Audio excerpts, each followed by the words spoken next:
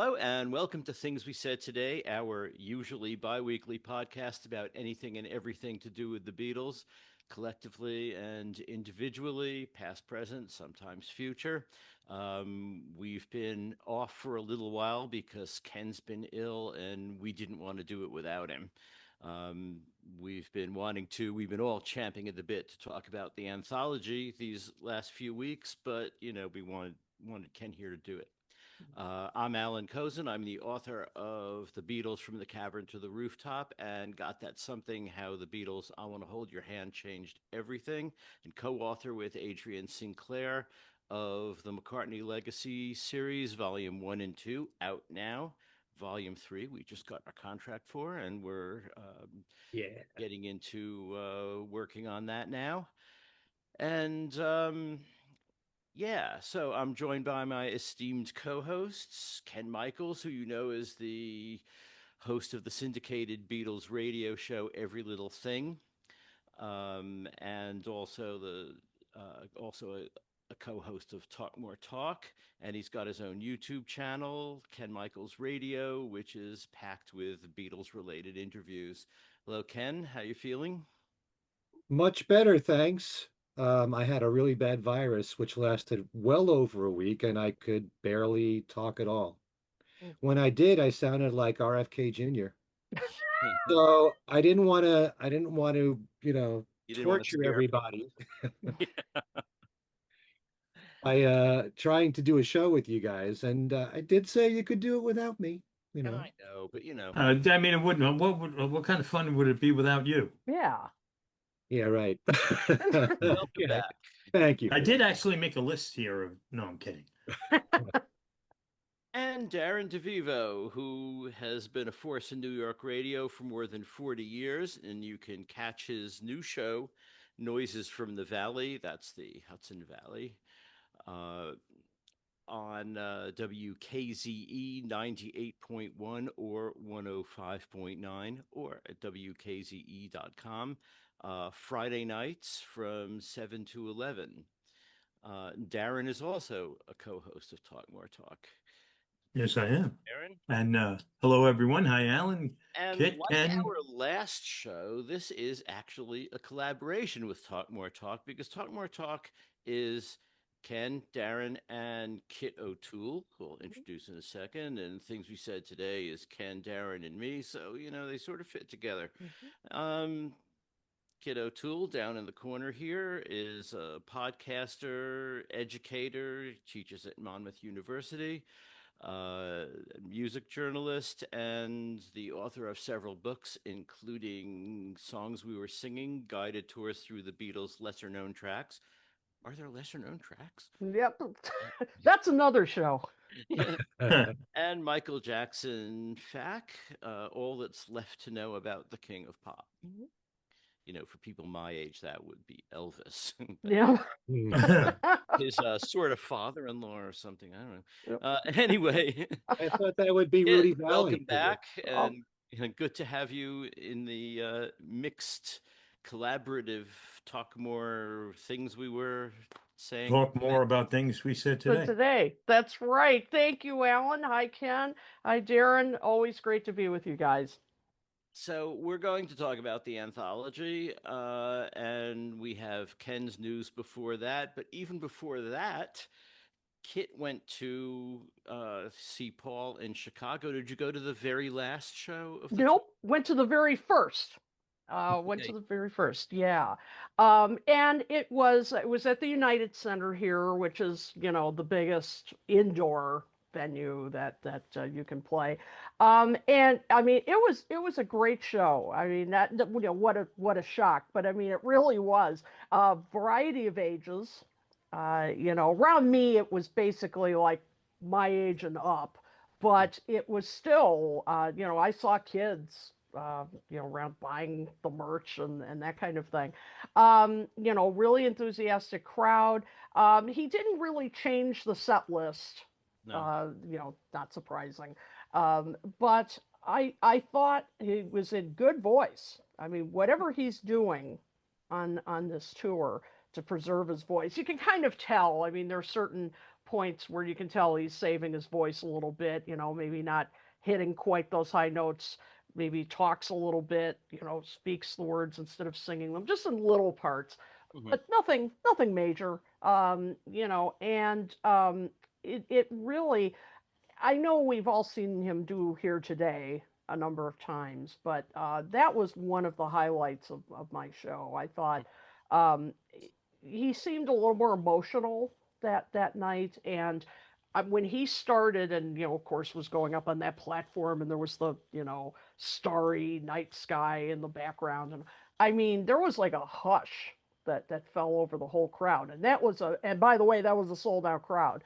It just there was just something about it that night that just made it more poignant.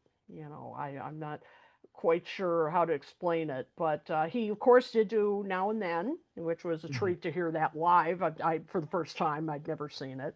But other than that, I mean, it was essentially his usual show. I like the graphics, by the way. He changed up the graphics a bit for this tour, and they were really great. I mean, they didn't overshadow the performance, but were good compliments, to it.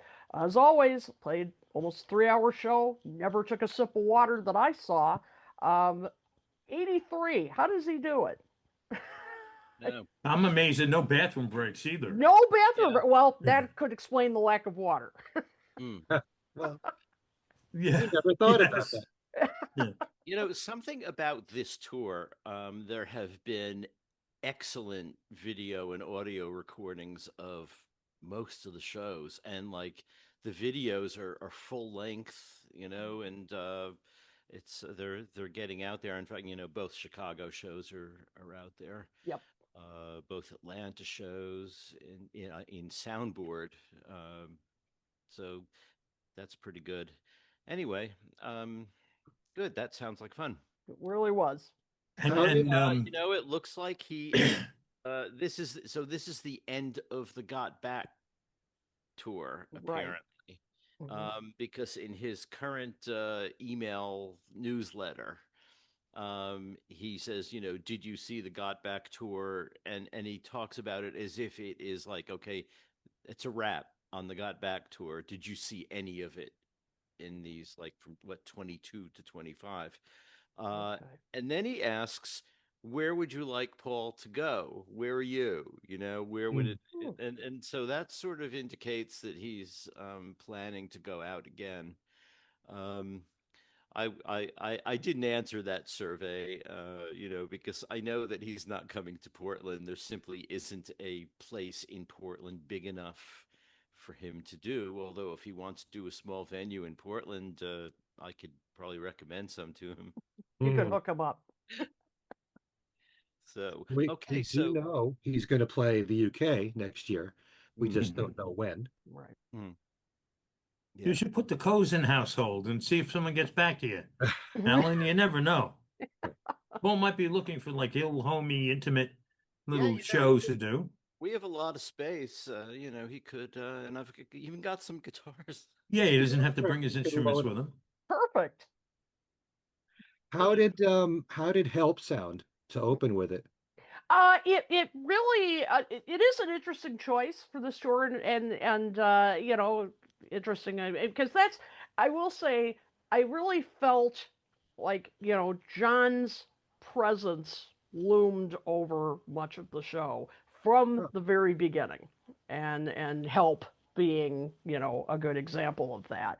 I mean, it sounded great. It sounded great live, but I kind of wondered that if part of this was, I mean, I have absolutely zero, knowledge of the inner workings of this tour, but I just think it just was interesting how, starting the show with that, and then of course the I Got a Feeling virtual duet, Here Today. I mean, it was just interesting how John's, John was present, in a way, okay. throughout the show, and from the very beginning. Hmm. Hmm. Mhm. Interesting. It Mhm. is interesting to see what he chooses to open his shows with, because he has changed that a bit over the years with A Mhm. Hard Day's Night and 8 Days a Week. Um, so you never know what he's going to open with, but or Yep. George. Or First, there's a yeah. yeah. Oh, no, I was just gonna say the first time I saw him in December '89, opened with Figure of Eight. I will never Yeah. forget that. Okay. Hmm So that was the last time for you, Kit? And so that was the first time. Yep, first time I First ever time, saw. first time, sorry. Yep, that was the first time. Yep. Okay, we should point out that when he played in Hamilton, Ontario, he added Mull of Kintyre Mhm. to his set list. And that was the first time he did it since his one-on-one tour in 2017.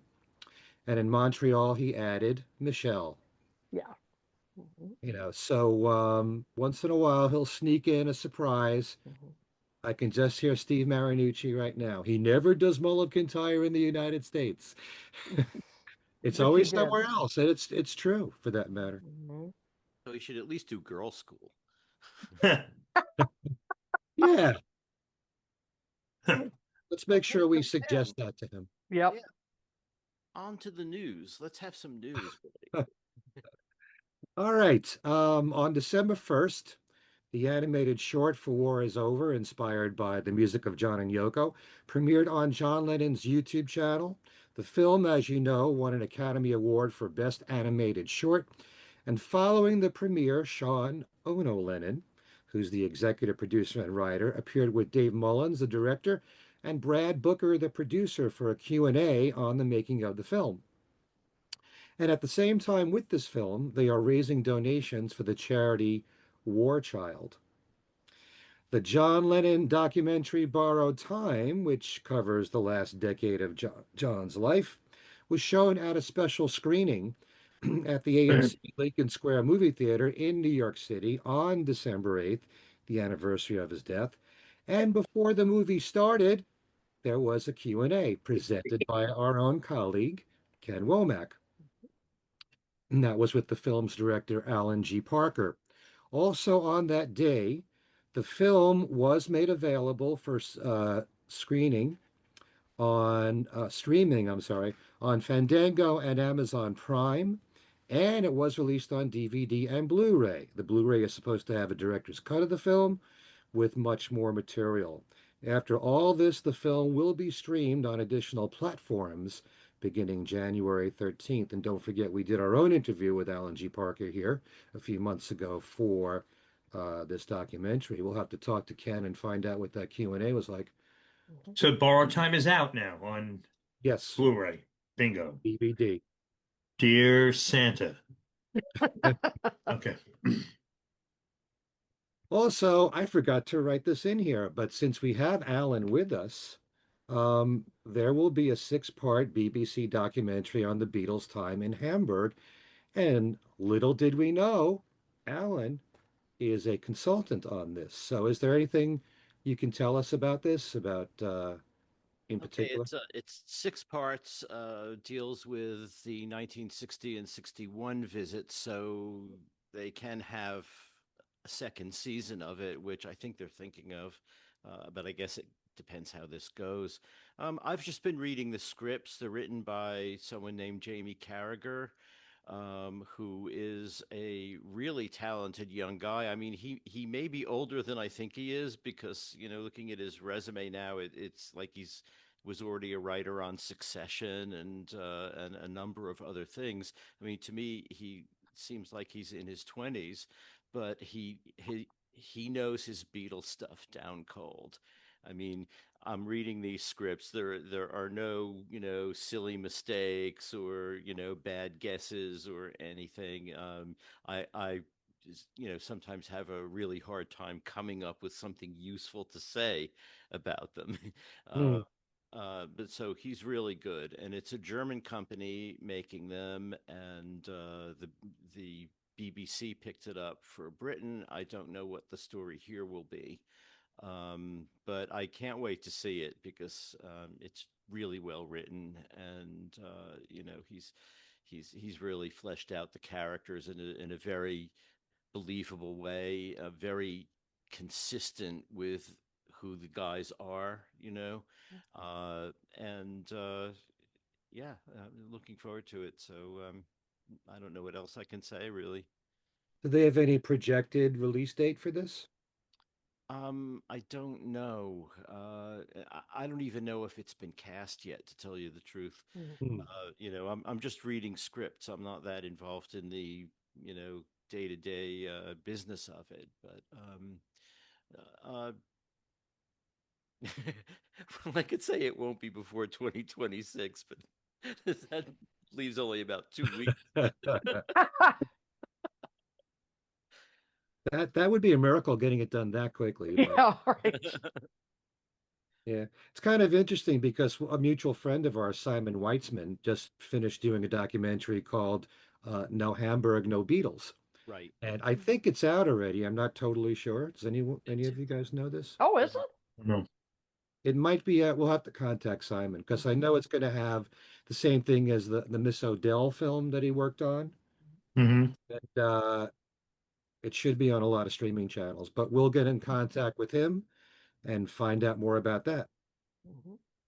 Now, one of the most long-awaited books on the Beatles is now being released, coming from our friend Pierce Hemmingson, Mhm. the authority on the Beatles in his native country of Canada. He released the book in 2015, The Beatles in Canada, The Origins of Beatlemania, which covered their history up through late 1964, and the new book, The Beatles in Canada, The Evolution, 1964 to 1970, picks up where they left off, and not only covered the success of their records there, but also how the Beatles influenced young Canadians, whether it be through fashion, religion, politics, and community. Many musicians from the 60s and 70s from Canada share how the Beatles were an influence on them. And if you're interested in purchasing the book, you can do so at the website, thebeatlesincanada.com. And Pierce told me that for this month of December, if you live in North America and you want to order it, the postage is free for Oh, December. Okay. right. Thanks to our friend John Bazzini for first telling me about this. Speaking of our colleague Ken Womack, he is collaborating on a two-book series with Scott Fryman of the Deconstructing the Beatles series for an in-depth study of every Beatles song. The first book to be titled The Beatles in Red, 1962 to 1966, Inside the Fab Four's Musical Artistry Song, which has a release date of September 3rd next year. The book covers each song's origins, how they were written, how was the song transformed in the studio, what instruments were used, and how that impacted the song's arrangement. It's another great team there. Ken Womack and Scott Fryman working on what looks to be a very worthwhile book. No doubt the follow-up would be The Beatles in Blue, I Mhm. would think. Again, thanks to John Bazzini for that. A book just released in the UK, You Won't See Me, where the Beatles ghosted Imelda, all about their problems in the Philippines. It is written by David Guerrero, and it's available through Amazon UK. Thank you, John Bazzini. Half the news comes from John. Got to give him all the. He's the best, really is. Variety magazine came out with a list of the top 100 comedy films of all time, and A Hard Day's Night ranked number 41. Mm, pretty Thanks to good. Bruce Buny for that. Friday What, music. now John Bazzini? Mhm. Not John Bazzini didn't tell you no. that? Oh, he didn't. He's slipping up. I think so. Got to get him on this show or We on my should, show. I was yeah. thinking. The record label, Friday Music, in their vinyl series, they have Ringo's Choose Love coming out. It'll be on ruby red vinyl, the first time ever on vinyl. And that's due out January 28th. You can pre-order that now. You might remember Can I the. make a comment about that? I don't mean to interrupt you, Ken. Can I make a comment about Sure. I ordered the vinyl I think it was two different vinyl pressings of colored vinyl pressings of Live at Soundstage, Ringo, and Julian's Velotte in February. They still have not come. Wow. They never have them in stock. I don't know what their issue was, what's going on there. So, and I know other people have had some problems with ordering from Friday Music. So just a little warning about that. Yeah. You know, if anyone else has had some issues, Yeah. because Let us. it's like becoming a monthly tradition. Let me go complain to Friday Music with an email Hmm. Wow. about, where these items, and they don't have them in stock. They're not available. They'll be in stock next week. Next week comes, nothing happens. Plus, they also did Ringo Rama, Right. and I'm holding off ordering those because Maybe they can come you up with know. a health plan.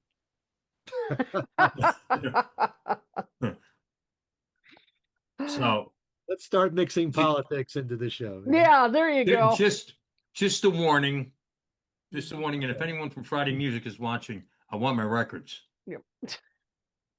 If anyone watching has had an issue with them, let us know. Yeah. Hmm. We can pass it along.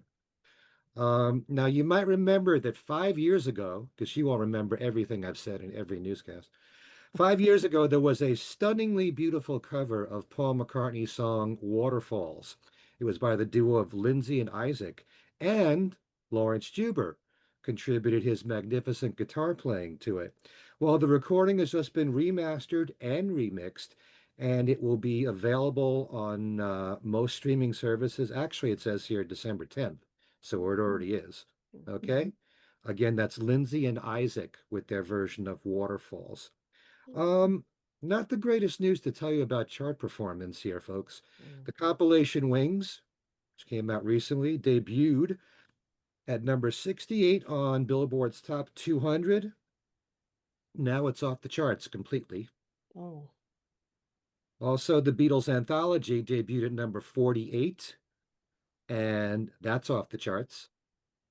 The Anthology Collection debuted at 113. That's off the charts Wow. already. Um, But there's some good news. The Beatles' Abbey Road album is at 113 on the charts, and Wonderful Christmas Time is on the singles charts at number 33. But not Nice. Happy Christmas. Mm. Not yet, anyway. All right. We have to send out happy birthday wishes to Pete Best, who turned 84 on November the 24th. And speaking of Pete Best, here's something ironic. We all know about the Sam Mendes series of docu-films on Yep. each of the four Beatles. That's due out 2028. Leanne Best, the niece of Pete Best, is going to be one of the stars in the biopics. Oh Oh. wow. Wow. Yeah. She and Mimi or something. I don't know. Hmm. Okay. I We'll have to thought try I and read look that, that but up. it could be someone else. All right. Graham Goldman has announced he will have a new album coming out, and Ringo will be on it, along with Brian May and Hank Marvin. As soon as we find out more, we'll let you know about that. Madeline Baccaro's most excellent book on Yoko Ono, In Your Mind, The Infinite Universe of Yoko Ono, has just been made available as an ebook. And if you'd like to order that, just go to the website inyourmindbook.com. Billy J. Kramer is reporting that his latest single, Go On Girl, is on the UK Heritage Chart, so specialized these days, Yeah. at number 19 and climbing. Polestar came up with a list of the top 25 most popular touring artists of the millennium, and Paul McCartney came in at number 22. Mm. Can you figure out who was the number one touring act of the millennium? This is worldwide. Taylor. No. No. Not Taylor Swift. In fact, Um, she's not in the top three even. Wow. ABBA. How about that? ABBA. Who? No, No. I'm kidding. Number one. Uh, Wait, number one would be touring act. 20, it's a Coldplay. You're good. Am Wow. I right? Am I Yes, you're right? right. It's Oh, Coldplay. wow. Nice. U2 Okay. was number two. Ed Sheeran was number three. This is based Oh. on number of tickets sold. Mhm. Uh, Interesting. All right. Almost done here, folks. The Mhm. new December issue is out of Record Collector magazine, and it's devoted entirely to George Harrison. After the last 2 years, they had one issue on John in December, 2 years ago, Last year it was Paul McCartney. It takes a look at his solo career in depth from 1968 to 2002. And they will have an assessment of Dark Horse Records. Radio Times film critic and record collector treasure Terry Staunton looks at handmade films. Staunton, sorry. Morecambe and Wise biographer Hmm. Louis Barth explores George's lifelong love of humor. There's also a comprehensive 9-page UK discography, as well as assessments of all of George's studio albums, features on his compilations, singles, key rarities, and lots of lovely pictures and much, much more. It is now officially out. I'm going to try to hunt that down. What was the guy's name that you just mentioned? Which one? There's Terry Uh, Staunton. no. Barf? Oh, Lewis or Barfy. Too. I Oh, thought I okay. heard barf too. Well, it's Barfe. Oh, it's Oh, probably, It's yeah. Barfy. barf. Or it's Yeah, Barfay. Bark. Could be I Barfay. I was just gonna let that go, but you know. No, you Apologies, never, those things Lewis. never get by me. I know. Remember, I'm 10-year-old with the humor. Hmm. You might Barf, not I hear hear. He might not said hear barf. anything else I talk about, but you'll pick up All things. Hmm. right. And finally, Abbey Road on the River is happening once again, May 21st through the 25th at Big Four Station Park in Jeffersonville, Indiana. Special guests will include Peter Noon, Mickey Dolenz, the Cowsills, Lawrence Juber, and lots of Beatles tribute bands from all around the world. You want to find out more information, go to their website, which is arotr.com. Are you going to that, Kit? And so no, not as of now, but I'm thinking Okay. about going in the future. Oh, okay. I thought I heard that you might be a guest there. Nope, nope. Okay. So Just a then, rumor. the rumor, very good. Yep. That's all the news I have. That should be enough. Oh, wait a minute. Wait. Darren, you had some Yes. news for us on a Yes. Badfinger Live CD. Yes. And also Ringo, look up. Okay. Right. Rolling Stone magazine has been putting out their year-end lists by um, um, genre, and they just put out their top 25 Americana and country album list. Best 25 albums of 2025. And coming in at number 25 is Look Up, Ringo's album. So would have liked to have been a little higher, but hey, at least it got acknowledged. And um, Rob Sheffield wrote a nice little blurb about the album. Hmm. So that's number 25, according to Rolling Stone, top country and Americana albums of the year. Look up from Ringo. And as for the CD um, Ken was just talking about, there's a new Badfinger live album. Now, does sound like it sounds like a solid bootleg recording. It's not like another. It's pretty good sound, not great, but it is. The estates of the four members of the band are involved, so it's not a bootleg release. It's from Renaissance Records. Okay. Oh, and look at that! I have it right here, and it keeps disappearing. It's called Live at the Cambridge Performance Center in Cambridge, Massachusetts. Recorded March 31st, 1974. So this is approaching the end, unfortunately.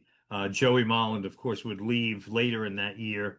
Um, and 13 songs, and it's stuff pretty much evenly distributed what they perform between the No Dice, Straight Up, Ass, and Badfinger albums, which I guess March. I don't know if Wish You Were Here was out yet, March 74, but Hmm.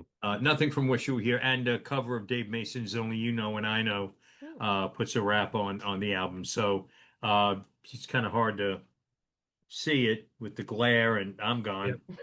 Hey, look at that. That's cool. Wow. I'm Green gone. looks a lot better now. Okay. That's like what was it in the second Anchorman movie when Steve Carell's character, the weatherman, his legs disappear on the green screen, and he freaks out because his legs are gone. Um, so yeah, it's here. So there's a kind of a bit of it. It's on Renaissance Records. And I think, Ken, you had mentioned this a couple of weeks back, maybe a couple of months back, but I just picked up a copy of Natural Gas's album, Oh, which Okay.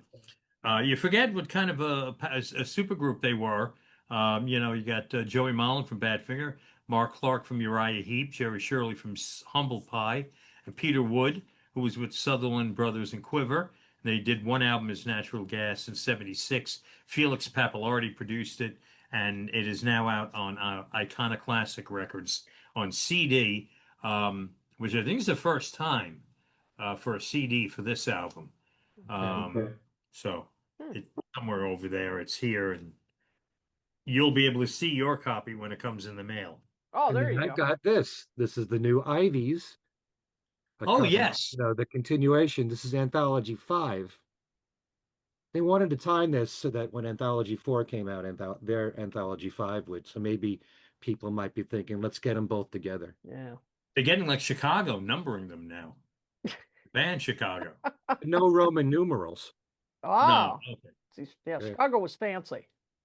Okay, so speaking of anthology, Yes. let's have a little swirly thing, and then on the other side of it, it'll be us talking about anthology. Mhm. Um, we thought we would focus mainly on volume 4 of the audio set and episode 9 of the video, although all of the video has been uh, messed with, and I'm saying that in a non-value way, although a lot of people have issues with it, and some people think it's just great. Um, I can say, however, just that if you're comparing the DVDs to the streaming version is about 2 hours and 20 minutes shorter. So Mm. that's how much they've cut out of it. And Even with part 9. even with part 9, yeah. Wow. So uh, well, I don't know. Is it with part 9 or not? Maybe it's the first 8 I'm thinking of, and part 9 is Mhm. likened to the bonus tracks on the bonus disc on Yeah. the DVD set. Um, but yeah, I mean, my personal theory is that when it comes to Beatles, less is never more. Mm. More is more. It's totally intuitive. And I think that really, if you're going to revamp something and reissue it, that's an opportunity to add things, not an opportunity to remove things. So that's just a general comment about the full series. Can I Uh, just ask? Can I just ask, has anyone heard why they did shorten it? Probably I so Disney can have 1 hour episodes. That's probably part of it. There were also some parts I think that were cut out that were seen as not politically correct in Well, Oh, okay, today's. those were like a few seconds at a time. Yeah. Like for instance, in the scene where they're talking about Magical Mystery Tour, and George is talking about John's dream of shoveling lasagna onto Aunt Jessie's plate. Mhm. He said the fat woman, and they deleted just the word fat. Oh wow. Yeah, and there was something else. It Oh, was. the French George. Again, it's George. George Yes. seems to be the censored one now.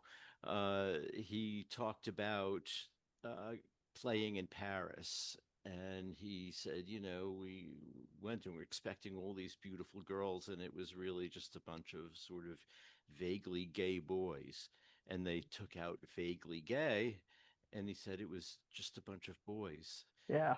It's a little different, I mean, and also, gay is not a slight, I Right. mean, so Mm. why is that being cut? I Mhm. don't know. They should just leave everything alone, just upgrade the quality.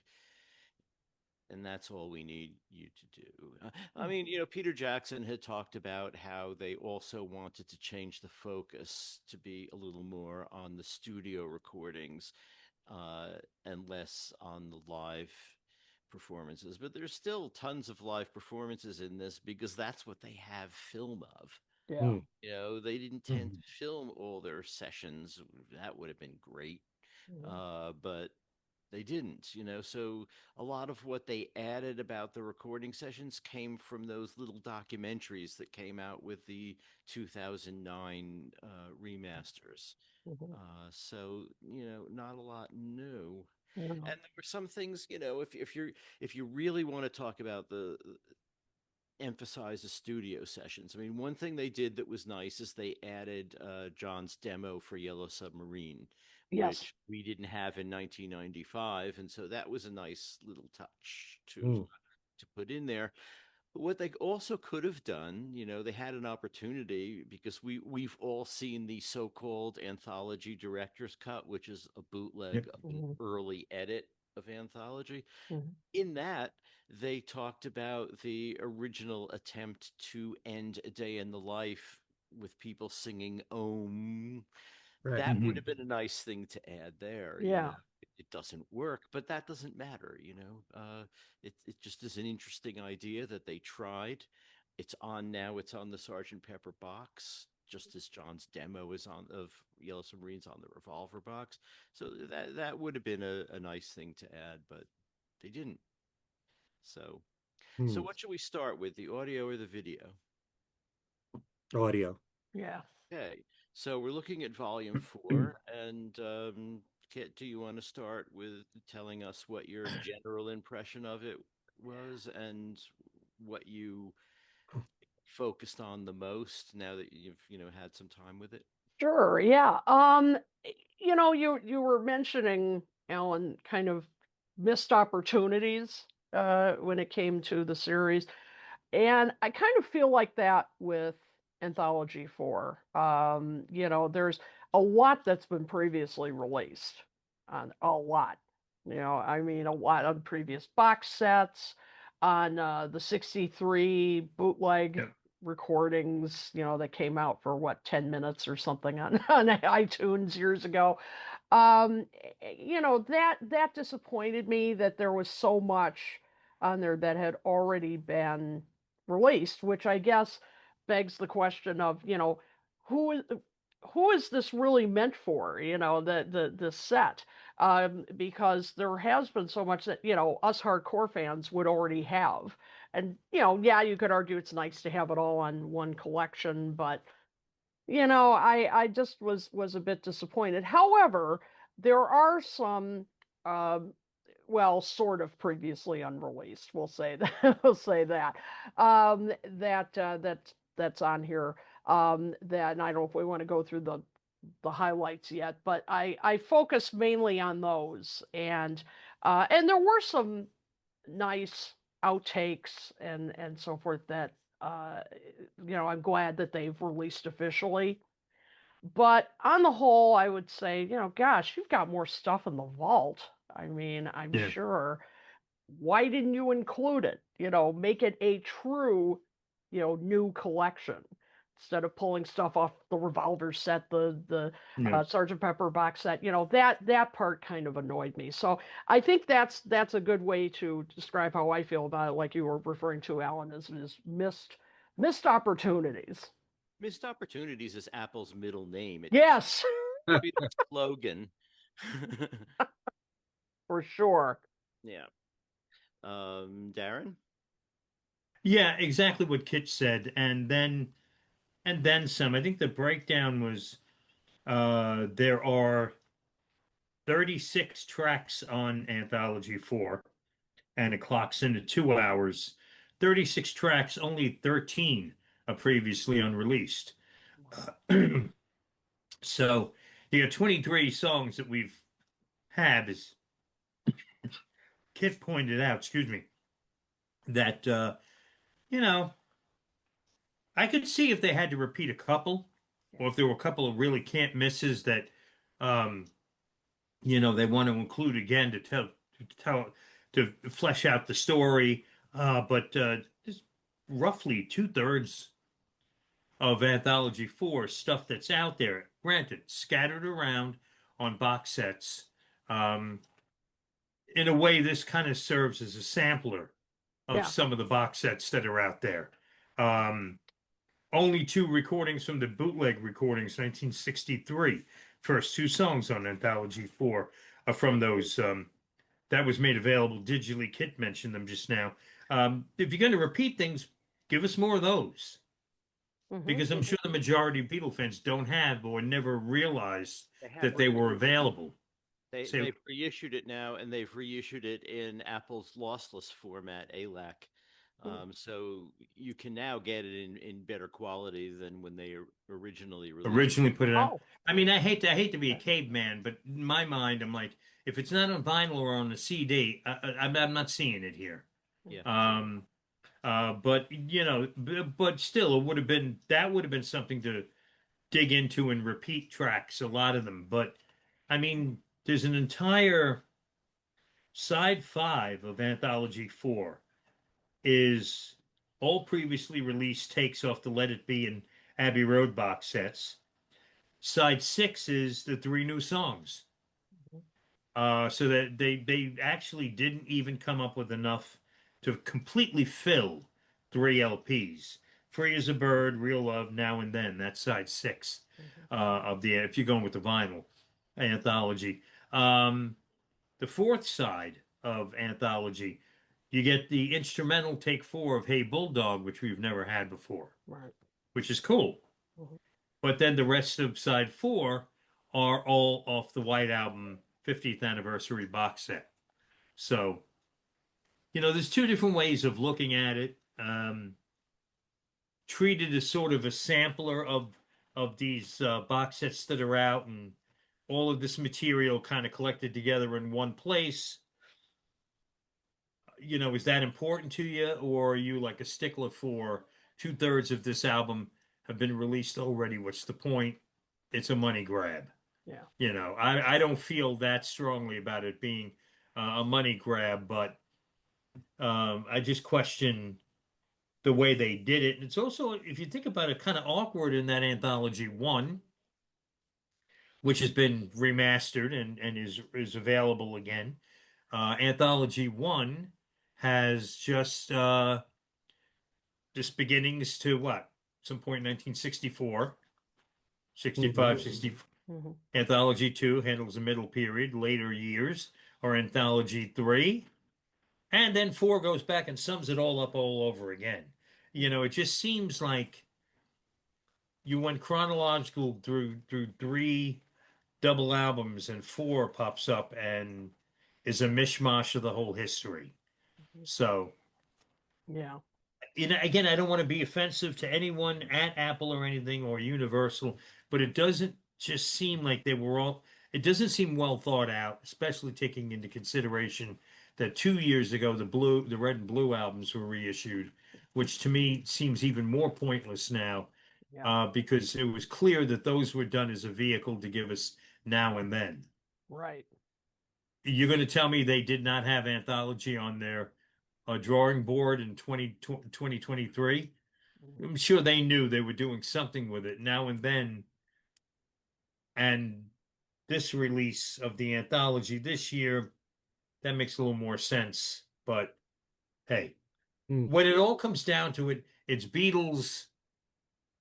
Um, Issues that you might have with it are kind of nitpicky that people like us come up with.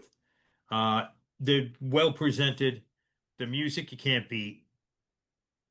So Yeah. if if you want to just get 4, get it individually, get all the box sets, or stop complaining and just don't buy any of them. That's,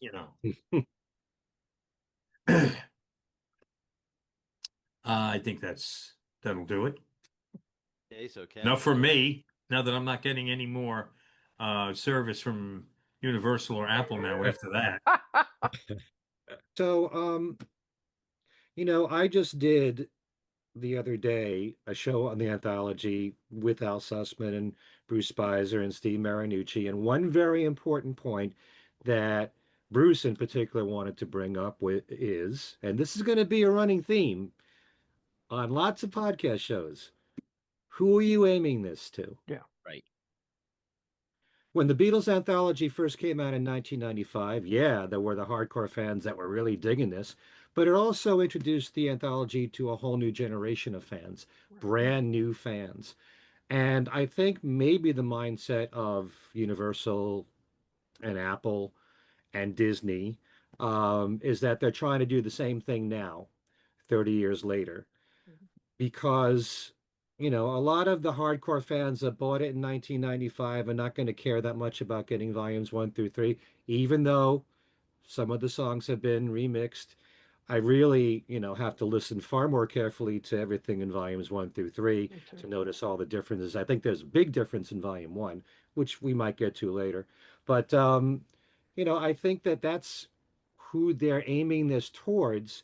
And one person wrote into my YouTube channel saying that this was really targeted towards not the hardcore fans, but newer fans or more casual fans who also didn't buy all the archival box sets from Mhm. Sgt. Pepper through Revolver. So getting the new tracks, the formerly unreleased tracks on Volume 4 is obviously a plus. And then getting something that's sort of a best of from the archival box sets for the albums, some of the best stuff from there. Maybe it's a way of drawing them into everything else, all making them wanting to get the archival box sets for all the Beatles albums. So maybe, that should be a key issue when we talk about these things, Mhm. instead of just, the first generation or second generation fans who buy everything, who want everything that's unreleased. Um, it's extremely important, as I've said many times, to keep getting young listeners. For the Beatles legacy to continue and for their catalog to thrive, you can't just rely on the same people that grew up with them in the 60s and 70s.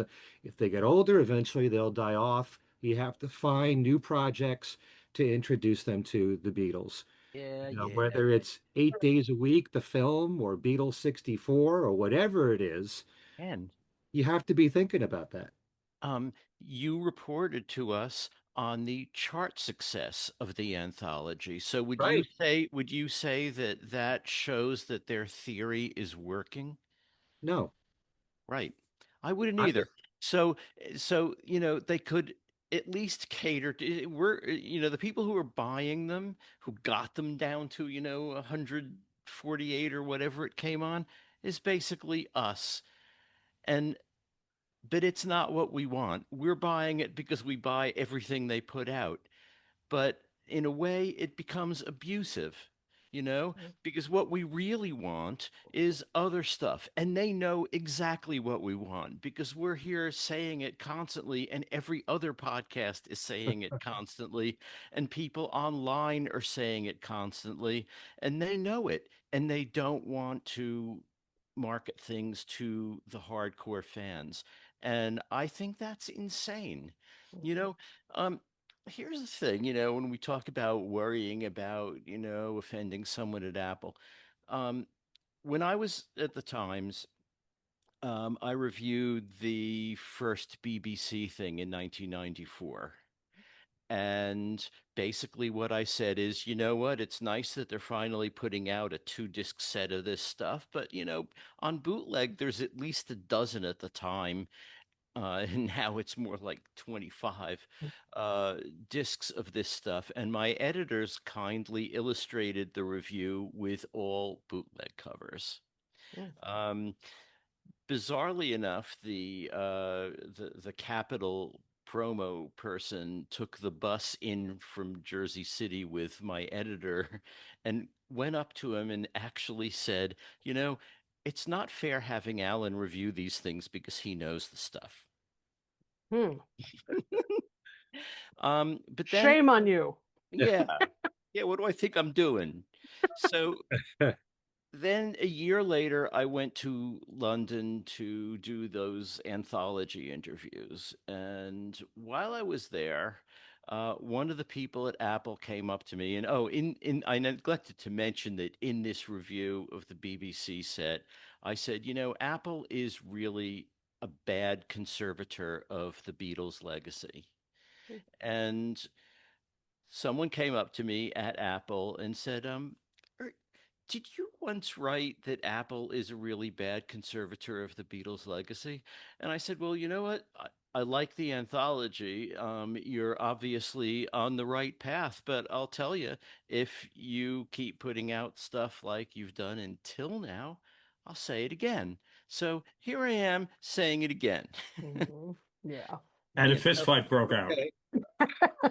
what? A fist fight broke out? No, no, they just, they took it. Well, And did I you get would any like more? Did good. you get any service from them anymore? Yep. Okay. Mhm. So there, Darren. Yeah. Good, good. There you go. But let me add something to that. Now, I know how you feel, Alan, and a lot of fans feel that they should just put out everything that we want. Mhm. Okay? I'm the same way. I don't think there's anything out there, no matter how bad a performance it may be, audio wise or video wise, nothing can tarnish the reputation of the Beatles ever. But what should be more important, satisfying all the people that were loyal fans in the very beginning, or whether or not 50 years down the road or 100 years down the road, the Beatles' music is still going to sell? Whether it's the core catalog, whether it's that or outtakes of their songs or whatever, this is something that needs to be considered because there's so much music from the past. As a very frustrated radio person, I know it's not just the Beatles, there's a lot of music from the past that doesn't get played anymore. No. That's wiped off the map like it never happened. In order to keep the Beatles music thriving, you still have to look at those younger people. And instead of just looking at the Billboard charts, which I'm the most guilty of, look at Spotify, look at YouTube. Are they getting a lot of streams? What are the numbers for that? Because if Here Comes the Sun got 1 billion streams, maybe part of the reason is because of all these releases that have come out. Or maybe it's not. Yeah. Of course, you're going to take the You know, opposite view, but when you have to. when you say, we want them to give us everything we want, yeah, and of course we do. How about looking at it this way? We want them to treat us like every other major artist treats their fans, like Bob Dylan treats Mhm. his fans, like Jimi Hendrix treats his fans, like even, and Pink Floyd. There are lots of bands who put out really, really good archival boxes. Dylan is up to volume 18 Yeah, of Wow. his bootleg series, you right. know.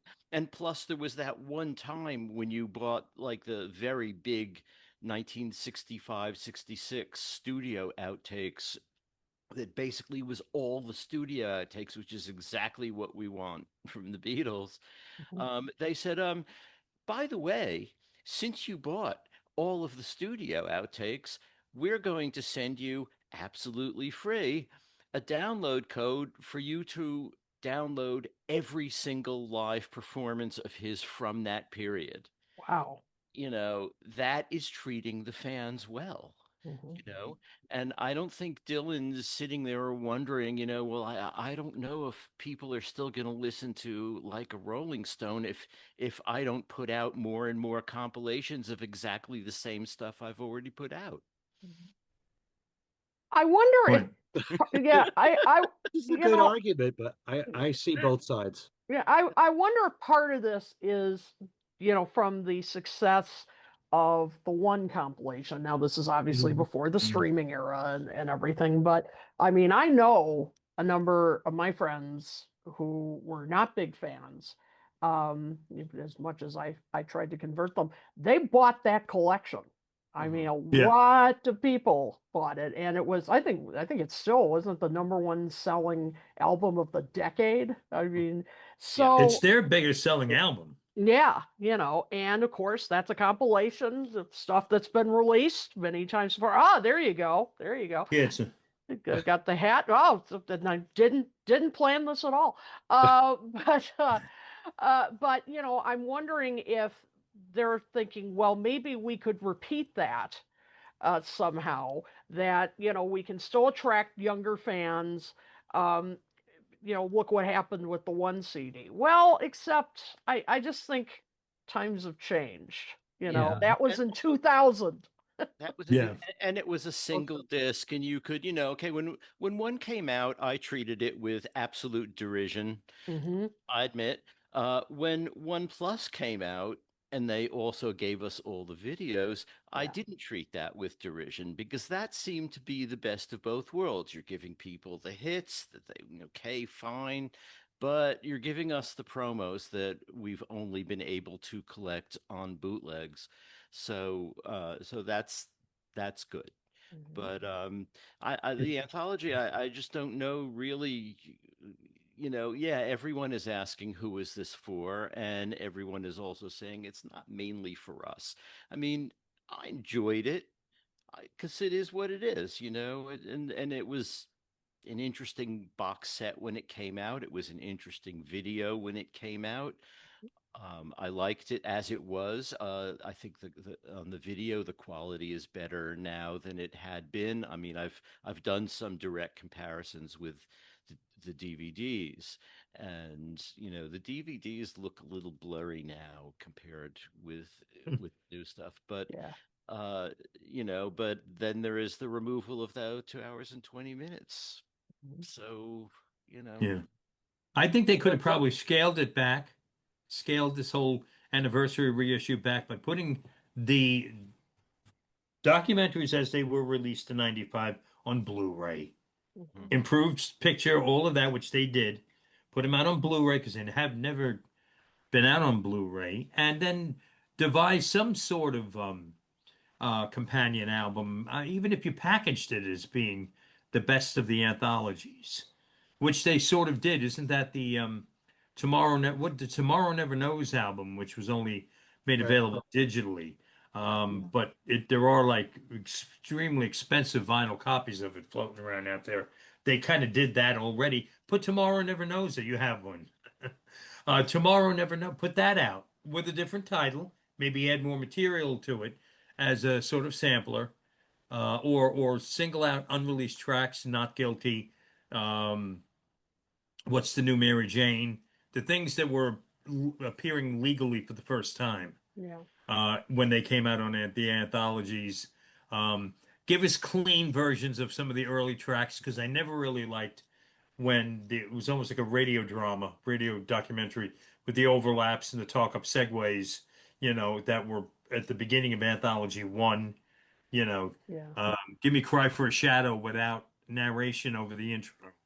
Um, then that could have been a single or a double disc anthology, the anthology of the anthology, to go with the Blu-ray release with improved picture and move on to Rubber Soul box set. I think The that album was called Sessions. I That was think I think the four of us and so many people who do podcasts and watch this show, we all want to be on Apple's board because I we all think. have our own ideas of what could work and there's yeah, a huge difference, by the way, between when the anthology came out in 1995 and today. Oh yeah. When it was on television, it was on ABC where everybody could watch it. There was all the hype around Free as a Bird. We didn't have anything like that with this 30th anniversary. Yes, it's on Disney Plus. It's nice to watch it. You got to pay for the streaming. Um, but it's also on demand, so you can watch it whenever you want. So that's also a plus. But, it's I would like to see a way that Apple and Universal can please both the hardcore and the new fan. Address them both. Maybe Every other release could be for the hardcore fan, and every other release could be for the new fan. Because no matter what, something like the Beatles Anthology and the Beatles One is the most important release the Beatles put out of this millennium because it turned on a new generation to their fans, and you need something like that, something that big. If something like the Beatles One came out today, I don't think it would do anything like it did in the year 2000. So you got to find a way with the way that music comes out, how people listen to it, how young people listen to it, for them to discover this music. It's Um, funny is that because one was sort of an expanded redo of 20 Greatest Hits. Yeah. it was. 15 years later, 20 Greatest Hits came out. It was like, oh, no, you don't edit Hey Jude. Right. And I put it back. I've since, as a collector, have purchased it, but when it came out, it was like, what have we stooped to? But they were just 15 years off on getting it right with one, Mhm. and then starting a little bit of a trend where other labels would do similar things with their artists. There was an Elvis One Yeah. album. There was, I forget who else, get all the big hits on one Mm. disc. Um, but yeah, I hear what everyone is saying, and I am sort of in the middle because as a fan, I love the stuff, and it gives us another way to hear it and experience it. On the other side of the coin, maybe you should put me on your board, Apple, and I'll help you along with the next batch of things. I'm wondering about the timing of Now and Then, the redo of the Red and Blue albums, Anthology now, and the change at the top of Apple. Mhm. And Jeff Jones Jeff Yeah. Jones. abruptly out at Apple. And Mhm. I don't recall the name of the new head of Apple, but the way Anthology and the Red and Blue albums were presented, I wonder if there's a little maybe office politics going on in how those were presented, and I don't know. I wondered the same thing. Yeah. Yeah, we all love the stuff. I mean, Oh yeah. I don't, it's just that we feel badly served by Apple. We've all been sitting here for a couple of years now waiting for a Rubber Soul box, Mhm. or any of the boxes of the albums that haven't been done yet. Um, and that's even knowing that ultimately they'll do them again and add other tracks. It's sort of like everything is a teaser now. Um, but anyway, so I think maybe we should go around and pick some of the tracks on volume 4 that we found particularly interesting. Who goes first? First. Um, we'll do it in the same order. So, Kit. Okay. Okay. All right.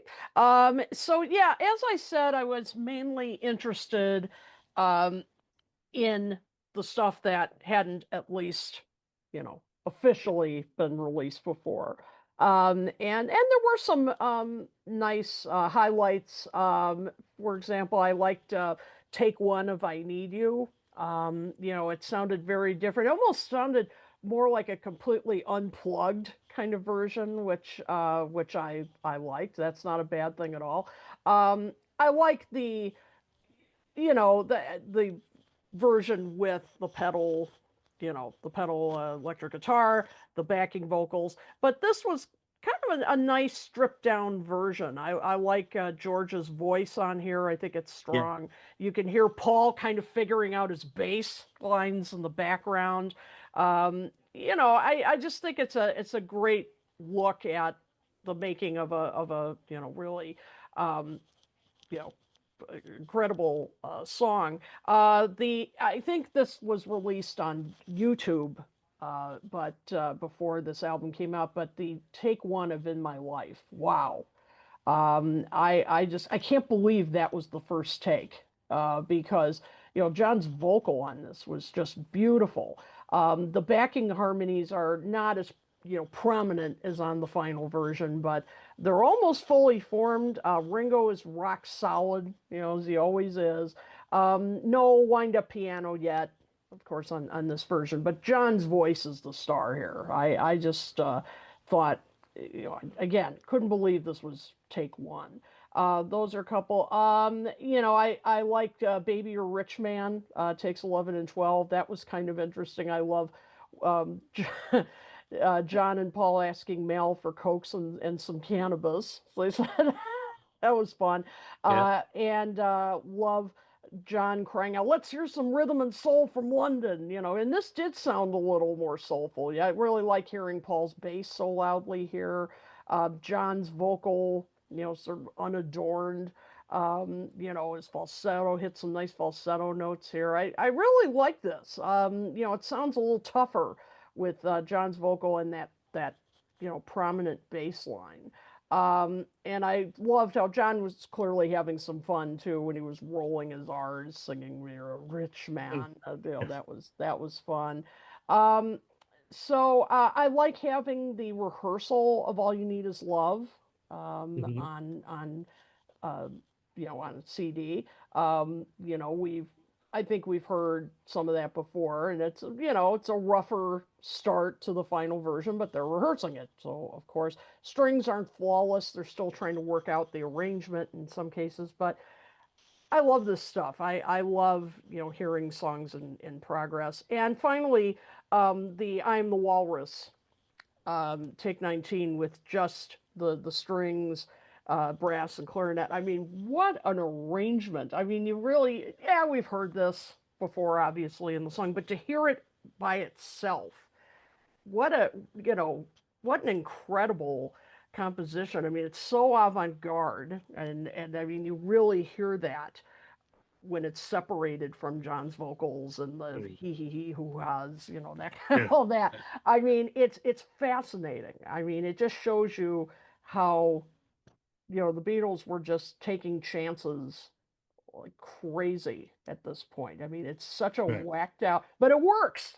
I mean, it really works. It fits the song perfectly. So those are some of the highlights for me that hadn't been at least officially released before. Okay. Right. Darren? Hit them all. Really. Yeah, Sorry. Kit's highlights. It's funny. Kit's highlights were mine pretty much. Mhm. What I found myself doing as I was listening was paying more attention to the tracks that were previously unreleased. Yeah.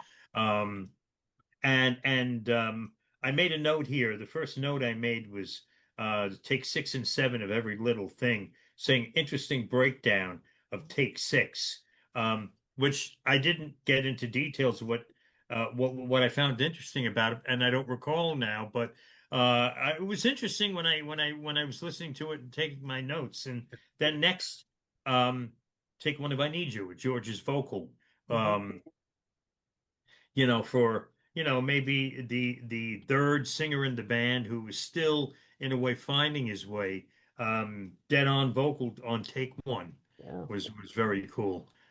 Same with "In My Life," take one sounded to me like it wasn't all that far off from being the release take. Mhm. Um, I got a kick out of John saying some of the studio chatter Yeah. is always fun, hearing them goofing with each other. Um, Before they were to go into "I've Just Seen the Face," John saying Lonnie's gonna regret not singing this one, meaning Lonnie Donegan, I assume. And then they go into "I've Just Seen the Face," and I'm like, I never really heard this song and thought in terms of skiffle Mhm. before.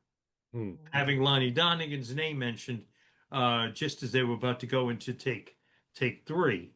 Um, the first version, slightly different version of "Nowhere Man," an instrumental, mostly instrumental. It was interesting to see the little subtle nuances that they changed on the finished version. Um, I guess it would have been Jeff Emmerich um, saying Granny Smith takes 7. That I got a kick out of. "Love You Too." Mhm. George's tune from Revolver when it was still being referred to as Granny Smith. And the cannabis resin comment. Yep. John is looking for cokes.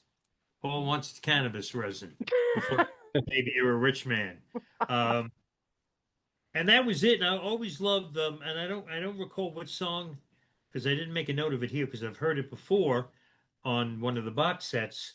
I believe it was While My Guitar Gently Weeps, where George is asking Mal to get him a a cheese and lettuce and Marmite sandwich and coffee. And I'm no, me with my sense of humor, I'm thinking, from the Bronx and Italian American guy, and picturing the big hero, you know, a godfather with all the meats that you could think of, right? And here's George ordering um, cheese, lettuce, and Marmite sandwich, and that's why George is thin and I weigh 500 pounds. Hmm. But anyway, that has nothing to do with anthology. But yeah, so that was you listen to the stuff and even the unreleased stuff in there. It's very easy to not even realize that, oh, I heard this already on the box set 7 years ago. Mhm. And it's only like looking at the the readout on the track saying, all right, these were all released before. Listening to it, just relaxing and turning it on and immersing yourself in the music. I mean, again, it's the Beatles. Can't go wrong. Yep. You know, in that regard, it's a home run. Mhm. Um, then get down in the trenches like we just did and pick it apart. But those are some of my highlights, similar to Kit's. And then, of course, well, I guess it's a topic in itself. The remixes of "Free as a Bird" and "Real Love," um, and having "Now and Then" again. But I loved it so much the first time that having it in another location, this was fine with me. Hmm. But anyway, so I guess that's basically it. Mhm. Me. Yeah, I think this is basically where Now and Then belongs. You know. Yeah, Oh, Yeah, absolutely. agreed. In it was fact, what they one. should have probably done is make anthology four like the other no, I'm sorry. I take that back. Oh no, they could have if they wanted to really leave things alone. Purists want things left as they were, and do a remaster and add anthology four with now and then at the beginning. Or remove a beginning from the beginning of anthology three and put now and then where it was originally targeted for. Mhm. Um,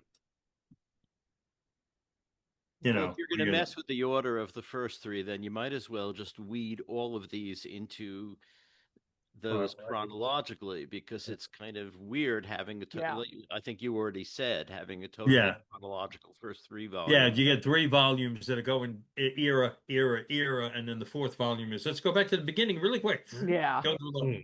Is yeah. a little, And yeah, abrupt. Yeah. So Ken, Um, Ditto on what Kit and Darren have said. Um, my favorite track of all is definitely Baby You're a Rich Man. The Mhm. first yeah, time I heard that, not only with the studio chatter that we mentioned, it's just that they sound like they're having a ball with the song. They're really enjoying each other's company. You can hear Paul towards the end singing the song, you know, almost like solo. His voice sticks out so much, and he's really enjoying it. And like Kid said, John saying, "Baby, you're a rich man," a few times. yeah. And it goes on and on and on. And I wish that it would keep going longer. Mhm. And I just love that version for that reason alone. Um, you mentioned "I Need You." I find that really interesting, in part because take one was much faster than the version that they eventually settled on. And a lot of these versions are just the singer singing alone with no backing vocals and not even double tracked. Right. And you notice a big difference when it's just single tracked and it feels even livelier that way. I do live in my life, like you guys have said. It could have gone out just like that, except that it didn't have the George Martin piano solo in the middle. He didn't have the harmony vocals too. But John's vocal was close to perfect as far as Mhm. I'm concerned on take one. I really liked hearing every little thing because at this stage they hadn't come up with that riff. Da da da da da da da. Just went right into the song. Just interesting to hear what hasn't been developed yet. Tell Me Why was a lot of fun because they're working on the harmonies in the very beginning. And at one point, after they have to stop the song because it's not working out, and Paul says, I think it's to George, you made a mistake. You know, he said it like that. I love that. I Yeah. love that. And so just the whole process of them working out the song and hearing what they were doing there on Tell Me Why. Um, I like hearing what else? I think it's nice to hear I've just seen a face, as Darren said, because it's also much faster, just like I Need You is faster. Mhm. And yeah, it does have that skiffle kind of feel. So at some point they had to really change that, slow it down a little bit, although it's not a slow song. I find that interesting. Um, and like Kid said, definitely I Am the Walrus, the Mhm. backing tracks. One of the things that I'm appreciating, not only with the anthology, but with the archival box sets for the albums, is when they just take the work that George Martin does, Yeah. like what they did with Something on the Abbey Road box set, and you just heard the strings, which you normally wouldn't even pay that much attention to because you're so wrapped up in the song that you don't realize all the work that was put into it. Same thing with I Am the Walrus. It's Yeah. like a work of art without even hearing the melody and the vocals or anything. Exactly. Who else could have done that for the Beatles other than George Martin so Mhm. well? Exactly what these songs, what it was called for. Um, and the other thing that I'd like to say about Volume 4 is despite the fact that so much of it came from the previous releases, it really is an enjoyable listen all the way through. It flows very well from song to song. I also noticed that even though the first two tracks are from the 1963 bootleg recordings, Money is interesting because it doesn't have the piano part from George Martin. So it's an even more raw, if you will, recording, and it rocks even more to me. Mhm. So sometimes just removing one instrument can make a huge difference. Yeah, absolutely. The only real disappointments for me, well, I Will was a disappointment because it was Yeah. all very short. It's cute, it's Yeah. fine, But that was from the that White Album necessary. box. Yeah. Yeah, that was a weird one to include. Yeah. Yeah. Fine on the White Album box, but Yeah. Um, I didn't think that was worthy of it. The songs that they picked from the archival albums are some of the ones that I would have picked. Hmm. Mhm. I mean, Got to Get You Into My Life is one of my all-time favorite of all these outtakes because you hear it with the I Need Your Love Mhm. part that they developed there. And we talked about this when Revolver came out, Alan, Yeah. especially that there's that riff in there, which is just like Paperback Writer, which they used and Got to Get You Into My Life. So Paul was working that at the time. And just interesting to see how these songs are developed. Um, yeah, but I think most of the Love You Too is fantastic. I know it was from the Revolver box set, but to hear George play the sitar, keep going on the sitar, that's another thing. Like Baby You're a Rich Man, keep going. It's a disappointment when they finally stop, but just to hear George play more sitar on a record he, is he was great on that Yeah. yeah, too. I'm listening to him going, I guess he'd be considered still a novice at that point on this difficult instrument, but he was damn impressive what he was playing. yeah. And we also mentioned when the White Album box set came out, Good Night was a Yeah. big highlight, hearing the Yes. Beatles singing that all at the same time, harmonizing. How great was that? That was definitely one of the best highlights from the anthology series. So I think they made some very wise choices from the albums. I'm sure all of us would have preferred two discs of all unreleased stuff, but it's still a very enjoyable listen. And as I said on my other show, just for Baby or Rich Man, it was worth paying the money. Yeah. For me, anyway. That's how I felt about that. Yeah. I started out listening to only the new stuff. Mhm. Me too. Just made a playlist of that and just listened to that. And it was only subsequently that I thought, well, I probably should hear the whole set. And I agree with you. It really is. It does play well, and it does have a lot of the best tracks from the box sets.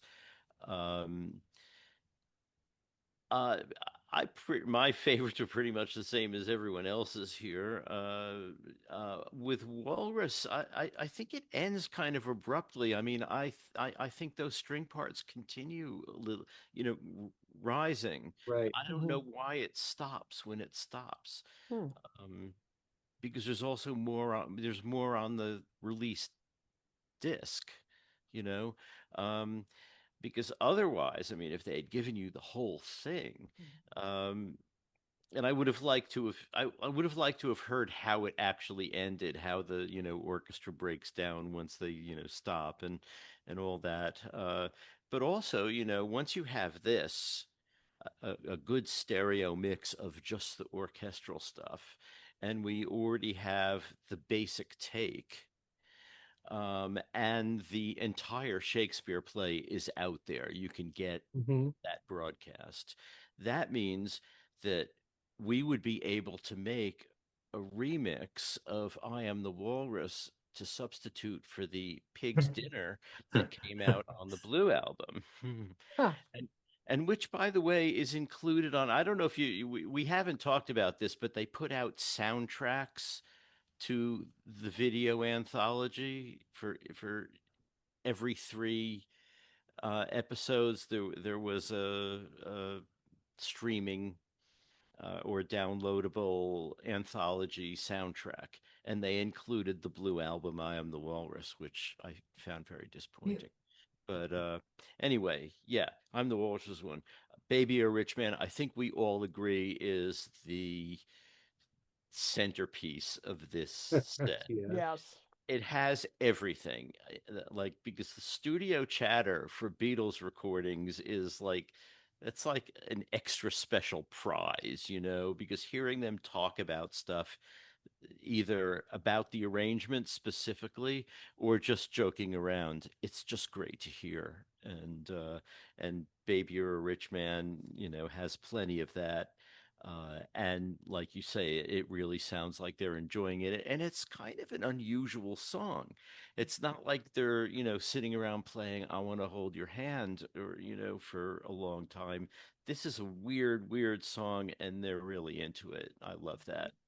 Um, and yeah, I've just seen a face, Nowhere Man. I mean, it's great hearing all of these sort of embryonic versions of these songs, and that sort of is what I kind of thought the point of the original anthology was, to let us hear songs on the way to becoming the songs that we know and love.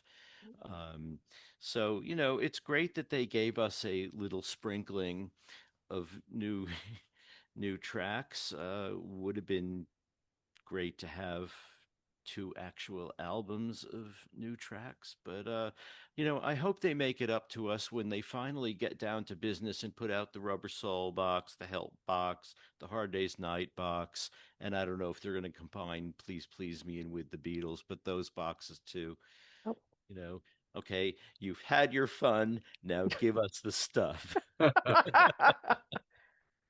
And I'll tell you what we've been commenting on the studio chatter. Only the Beatles could make lunch orders sound fascinating.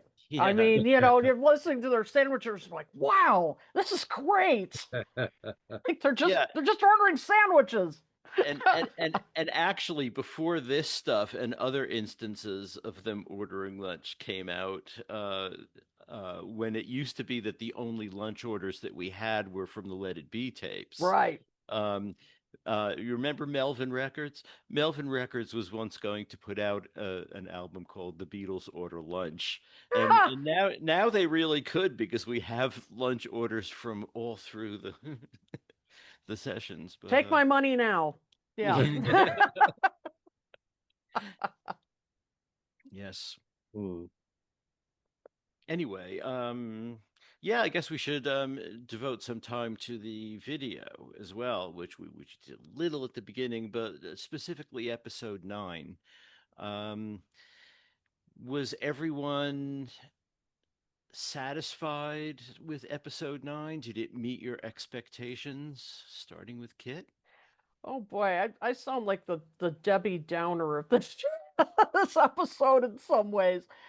Because I mean, to me, it just was basically, with some exceptions, but a compilation of a lot of the EPKs that came out at that point. And some of them, I'm sure. I mean, I remember as they were showing some of them, like, okay, I remember this footage they played on VH1 back in the day, and you know, um, so that part of it, I just thought, oh, come on, give us some more footage of, maybe outtakes of the interviews, which they gave us a little teaser with that. There was a funny one at the very beginning with Ringo. They were about to interview him, and Paul was kind of messing around on the drums and the back of him, and Ringo made, some comment, and Paul, pretends to cry, and it's like, give us more of that stuff. I mean, I really thought those interactions were more fun, and of course, I was hoping for more behind the scenes footage from the recording sessions of Real Love and Free as a Bird. They gave us some a little taste of it, but like I was thinking about in the anthology, I remember there was a when they were talking about the Deco audition, and they played a little bit of Besame Mucho, and you saw, I think it was Paul and George. I'm not sure if Ringo was with them too. All of them saying in present day, cha cha boom, and I Hmm. was hoping that might show up somewhere, like an extended version of that in the extra episode. No, it really didn't. And so I just felt like I wanted a bit more insight into the recording sessions of the song, the Free as a Bird, and what about some more footage from the aborted Now and Then sessions? I would have loved to have seen that, because the rest of it just kind of came off like what they were, which was interviews promoting the series, and so that part, hate to say it again, another missed opportunity in my view, but it was okay. I mean, I'm not saying don't watch it. Yeah. It but could have been a lot more insightful. Hmm. Darren, You've you're got muted. you're muted. You just do that. All right. Some people want me to actually have a mute button on me in real life. So I'm sure that got some folks excited. Sorry about that. Uh, I will admit, I was very quickly putting in my dinner order. Oh, well, but That's what, you should have had your mic on. We love that stuff.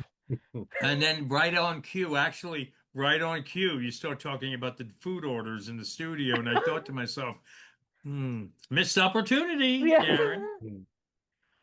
I enjoyed. It's funny.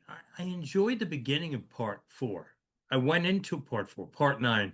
I went into it having heard some folks refer to it as a tear jerker or with tear jerking moments.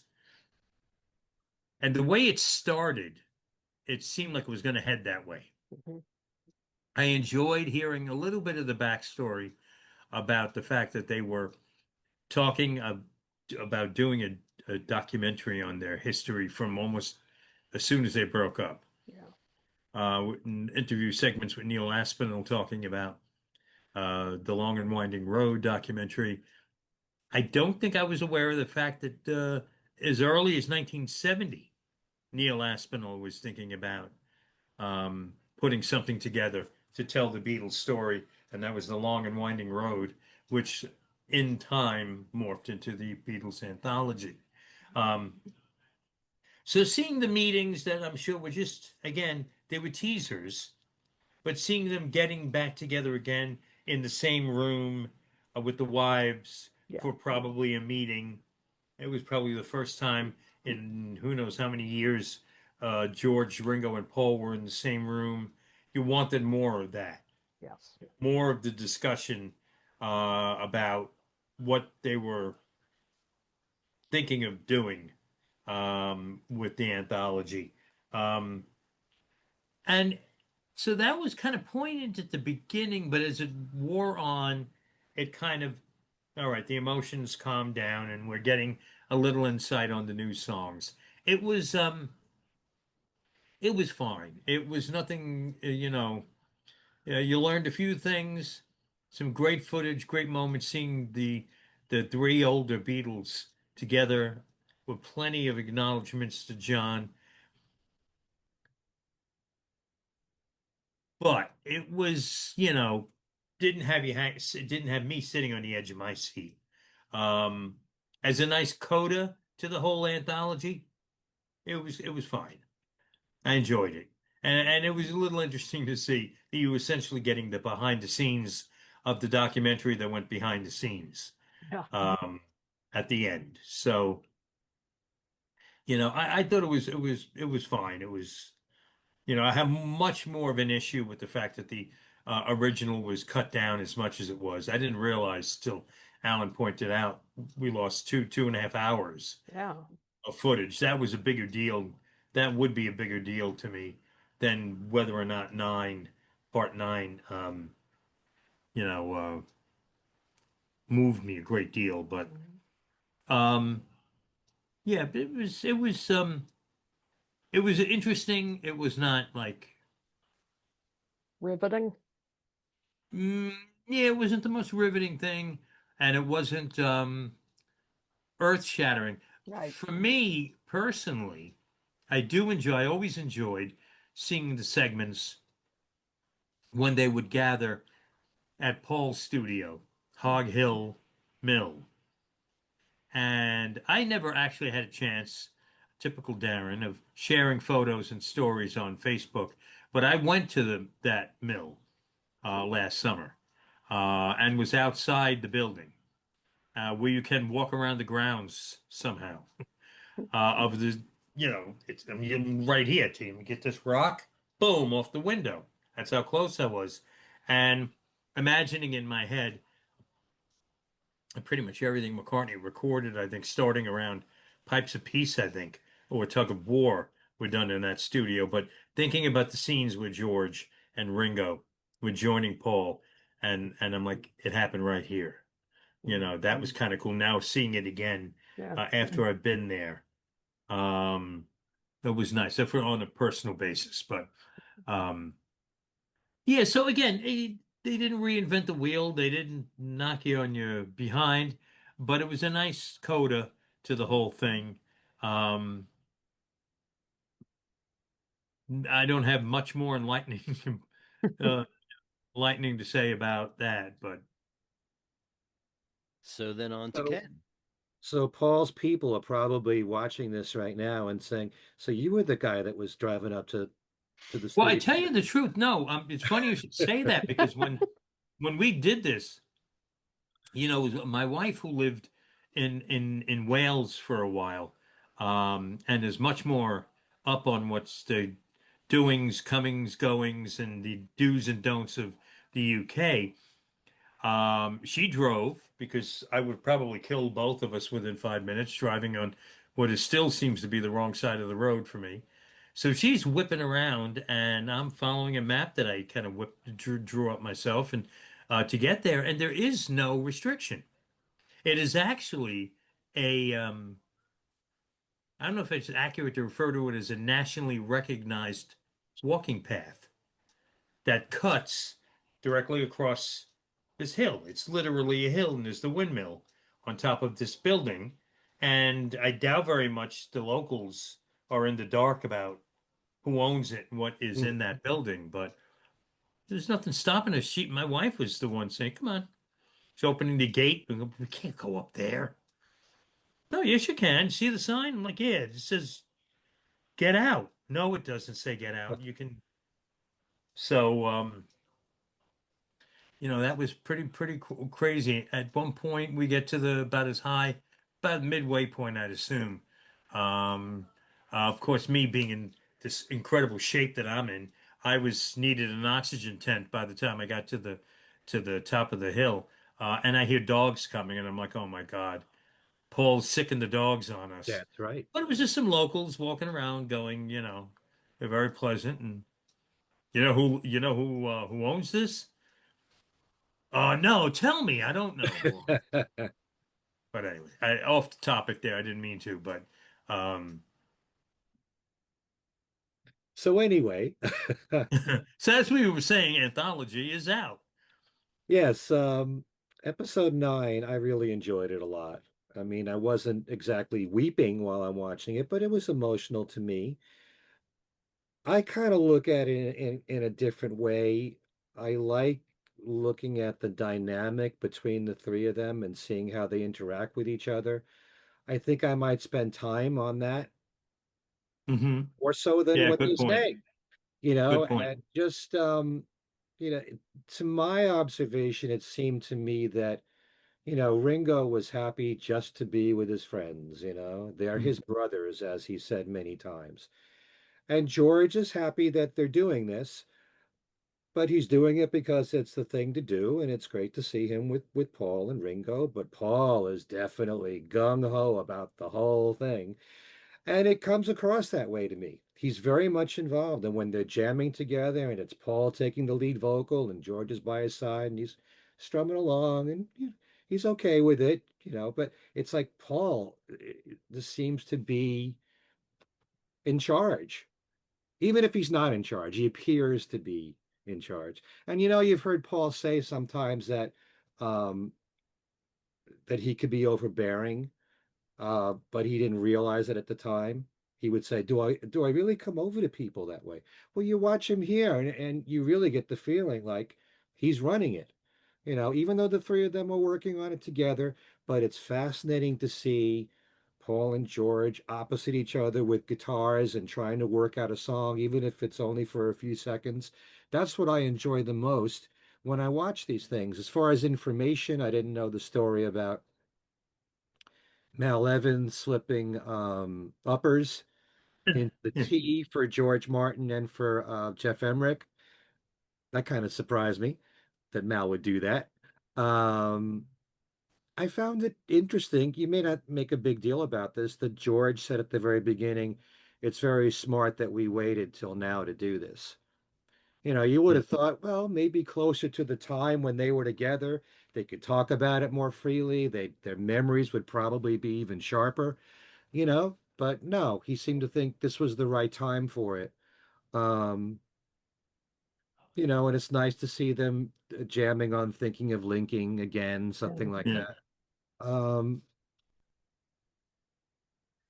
I enjoyed, and I've seen it before, of the three of them with George Martin in front of the mixing Yeah. board, listening back to Tomorrow Never Knows.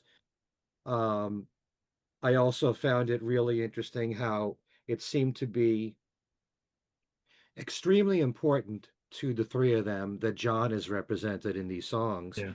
And as I said this in my other show that I just did with Bruce Spicer and Al Sussman and Steve Marinucci, that there's a lot of Beatles songs that didn't have all four of them together on it, and they still went out as the Beatles. I even pointed out Here Comes the Sun didn't have John on it. I Mean Mine didn't have John on it, and they're still the Beatles. But it was apparently very important to all three of them that John was on these recordings. And even Ringo was to say at the very end of episode 9, the three of us could go on tour, but it would have to be Paul, George, and Ringo. We couldn't call ourselves the Beatles, and I'm Yeah. sure a lot of people would agree with that. And yet I still have a problem with that in a way because there's a lot of stuff they did where all four of them were not together. So, and there are times when the Beatles collaborated together in their solo careers and it wasn't called the Beatles, but if it was on a Beatles record, if it was just two of them together, it would still be the Beatles. John and George on the Imagine album on 4 tracks, you know, John and Paul are on the Ballad of John and Yoko, and it's the Beatles. So it's a very debatable thing with me. I understand what they're saying, and probably because of their strong emotional attachment with John being so important to the group. But I just found that interesting that Ringo said that. I wonder if Paul, George, and Ringo had made an entirely new song together and John wasn't on it, and it was on the anthology, would anybody be offended if it was called the Beatles? No. I don't know. I guess It's not. but just interesting that Ringo made that comment at the end. But I think it was a really nice coda. And a lot of people have pointed out that George said something towards the end that, the Beatles live on, that they're a part of us. It's not just they were there in the 60s and that's it, and that's their canon. The music, the memories, they live on with the people that grew up with them, and even the people who, you know, even after John and George are gone now, there's new fans. So it goes on, this legacy. And I like the fact that George pointed that out. That's how he looks at the Beatles and their legacy. Mhm. Yeah, and actually, you mentioned something that I forgot to mention in my review that I thought far too much was made by some reviewers of this tension between Paul and George in this episode. I mean, as you said, Ken, yes, Paul was definitely the most gung-ho about the whole thing. Hmm. And Ringo, as you said, was just happy to be there and just being with his friends and working on this. Um, and George maybe wasn't quite as gung ho as Paul, but I didn't sense there was this real simmering tension between the two, and I read a review where they said that's what really stuck out with episode 9, and that I didn't Yeah, think I thought yeah. that was made far too big a deal out of. In fact, I felt like there were plenty of times where George was sort of explaining, listen, Mhm. the 60s were nutty. Yeah. And I'm glad we're doing this now, but I'm glad we're doing it when we're doing it when we've had a chance to decompress, Mhm. Hmm. you know.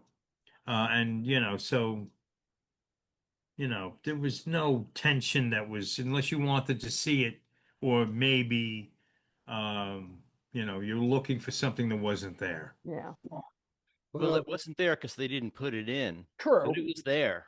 Mhm. I mean, I know people who saw the filming of those discussions between the three of them, and they were eh, and I'm not saying that it's like knockdown, drag out stuff. It's just the way they talk to each other that maybe we might mistake as being more tension than there was. But what one thing someone told me once was that yeah, when they're talking about Abbey Road and Paul starts talking about why he wrote she came in through the bathroom window, and that like Ringo and George are both like, oh man, not again, we're gonna have to hear hmm. that Ah.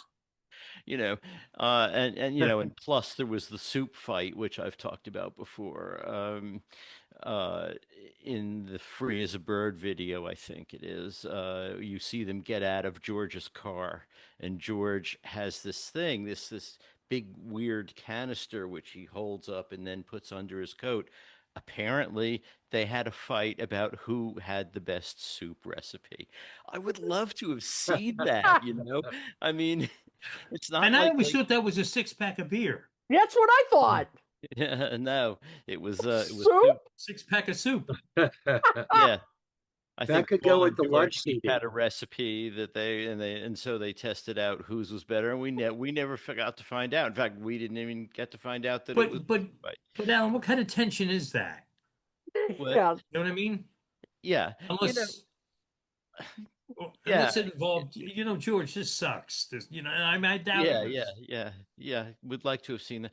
I actually, what I would like to have seen as well. I mean, uh, and in a way, it doesn't matter because it's all out there on bootleg video. But all of those things of them playing, like the whole outside session where they play 5 or 6 songs, and the indoor session where they play Blue Moon of Kentucky, and I think there were other things too. I would like to have had a nice stereo mix of them doing those things. I don't know if stereo Yeah. would be possible for the outside sessions, but uh, I would like to have, it wouldn't have taken that much time, and it almost would have been like having a little Threedles mini album, Mm. whether they call it the Beatles or not, it's the three of them. They make music together really well, and I thought those things were fun to listen to.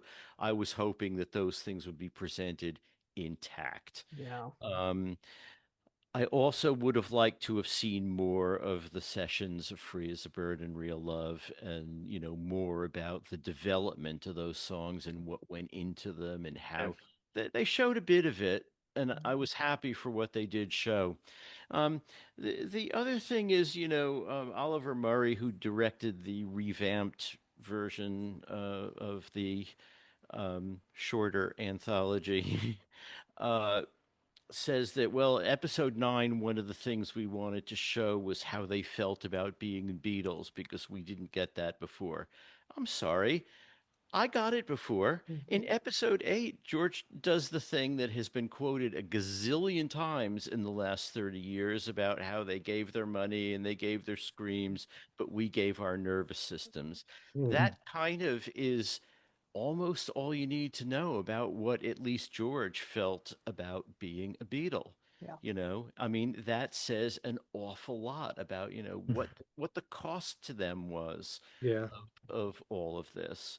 And much more than that, we didn't really get in episode 9. So I'm not sure why that was, a central thing for him because we A, already had it, and B, didn't get much more of it in 9.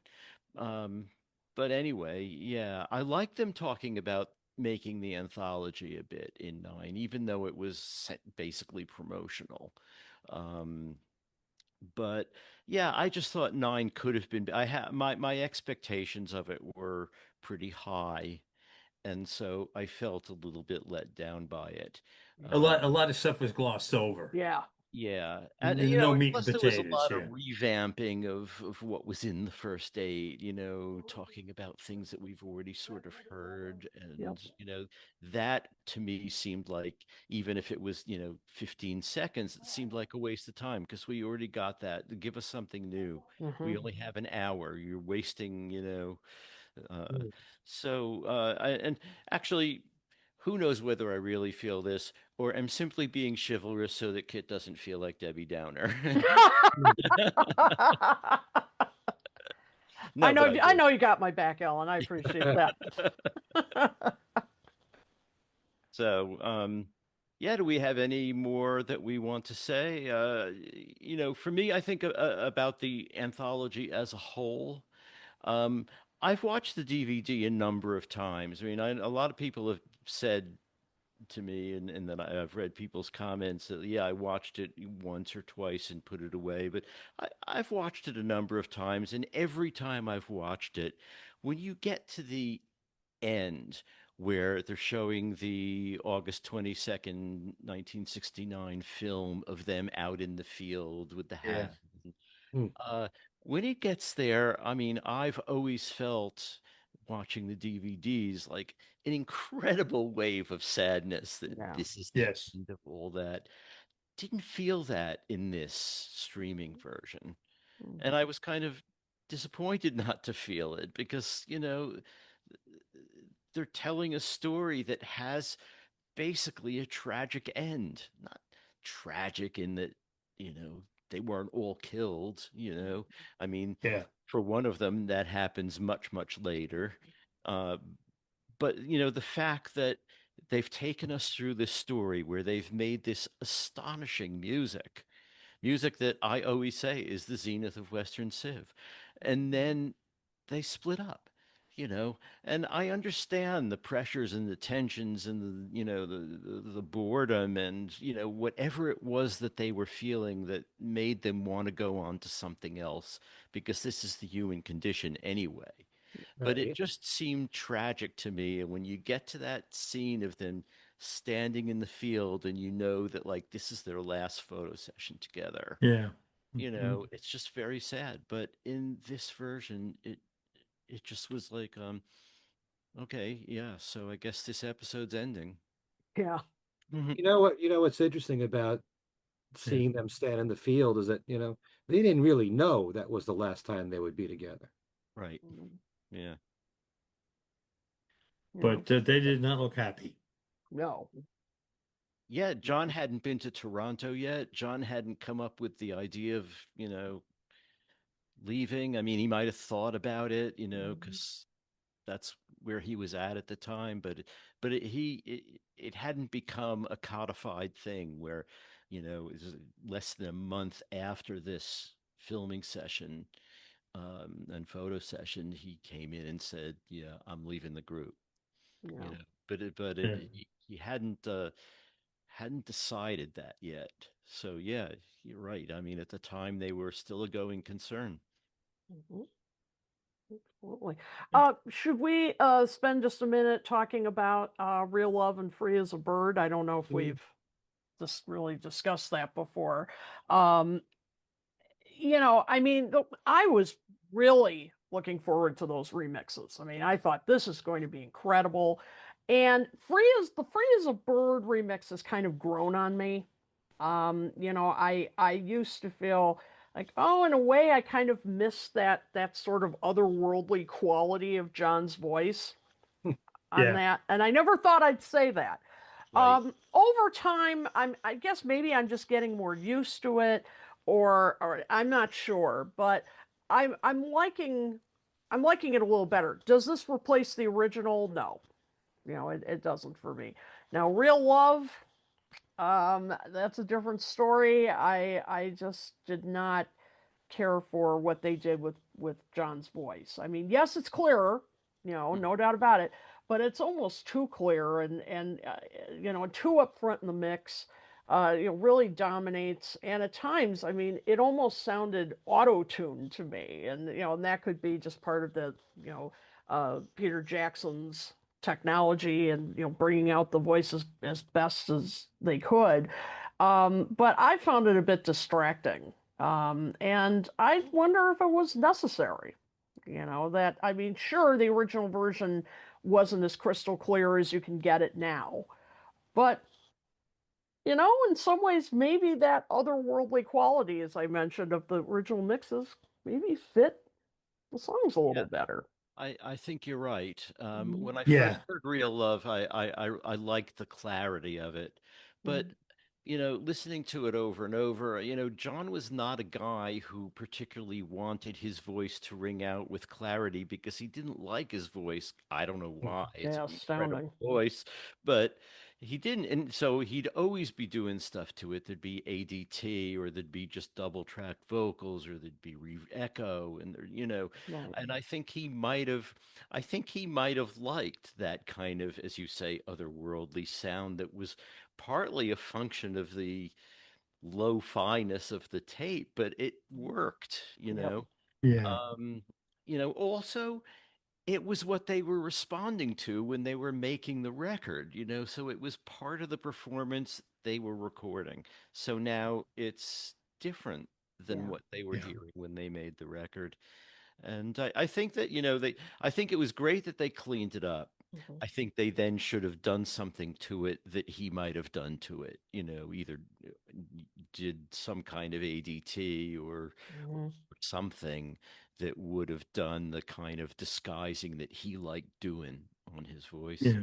Yeah. Good point. I Mm. I fully agree with both of you, and and improving the sound of something.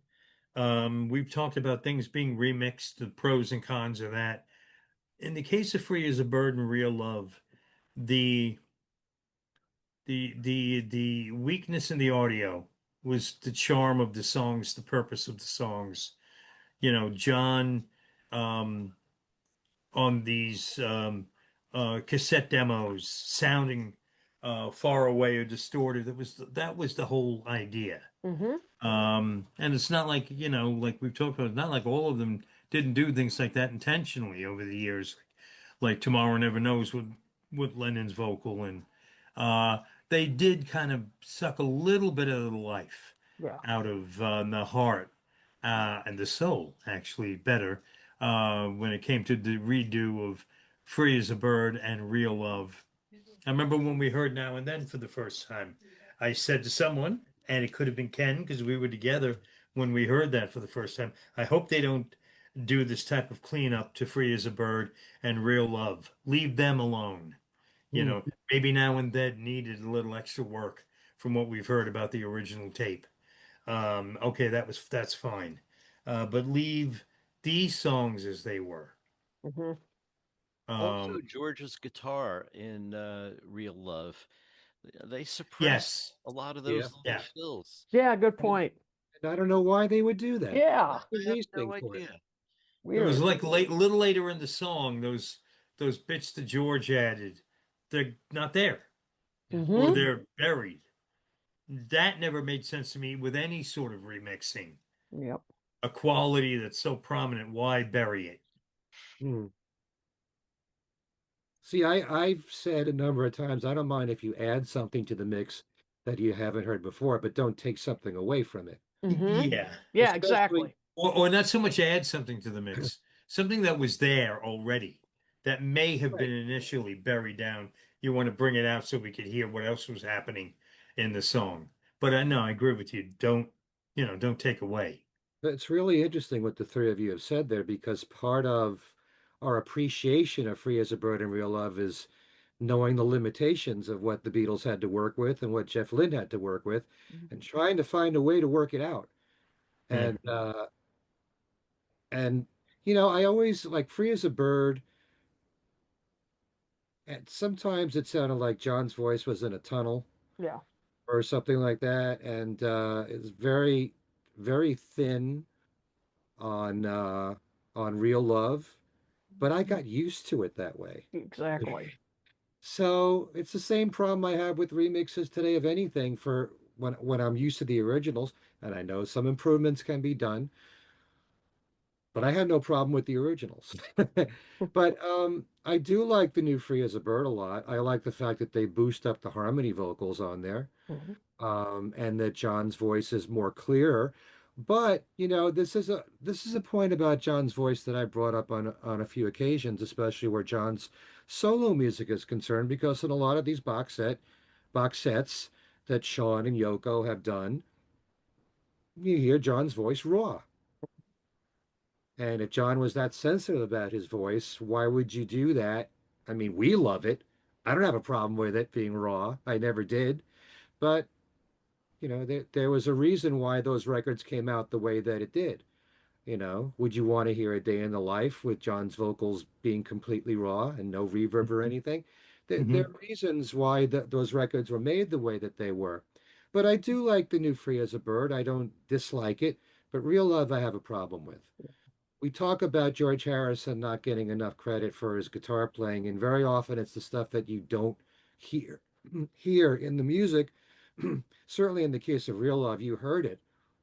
Those little, those few notes that he would respond to when they're singing the chorus. I mean, that helped to make the song and that helped to make the recording the way that it was. George made a very big contribution, especially the solo in Real Love and Free as a Bird.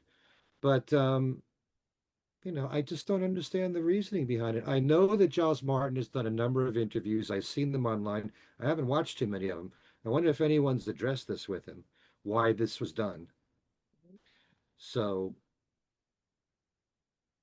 we can ask Giles a lot of questions about why certain things were done, like I Do am. we know the extent of, if any, Jeff Lynne's involvement with the new mixes on the two songs, taking also into consideration the health issues he's been dealing with and the end of the ELO tour and the way that went down? Right. Because I did see somewhere that these new mixes Jeff Lynne either did or had a hand at. Mhm. Do we also know Peter Jackson's involvement, if anything, on Free as a Bird and Real Love? It's always been my understanding that Peter Jackson isolated all the tracks and sent them to Giles, Yeah, that's or what I maybe heard. Giles in this case, Mhm. and it's up to them to do the remixing. Mhm. That's how I always understood it. Yeah, Hmm. that's what I heard as well, particularly on Real Love. I think, he had to do a lot of work on that, Well, apparently. only one person can actually answer that question, and that's Peter Jackson. So, Mhm. Peter, if you happen to be watching us right now, calling out to you in New Zealand, why don't you come back on board? We'll have you on Things We Said Today and Talk More Talk Mhm. in 2026. Let's Every do it. opportunity you can, Darren, to bring up Peter and invite him, you do it. We did Absolutely. we did I'll be I guess here. I guess, get to hear a bit of his Hamburg tape in this anthology. Red Hot, and they played bits of some of the others.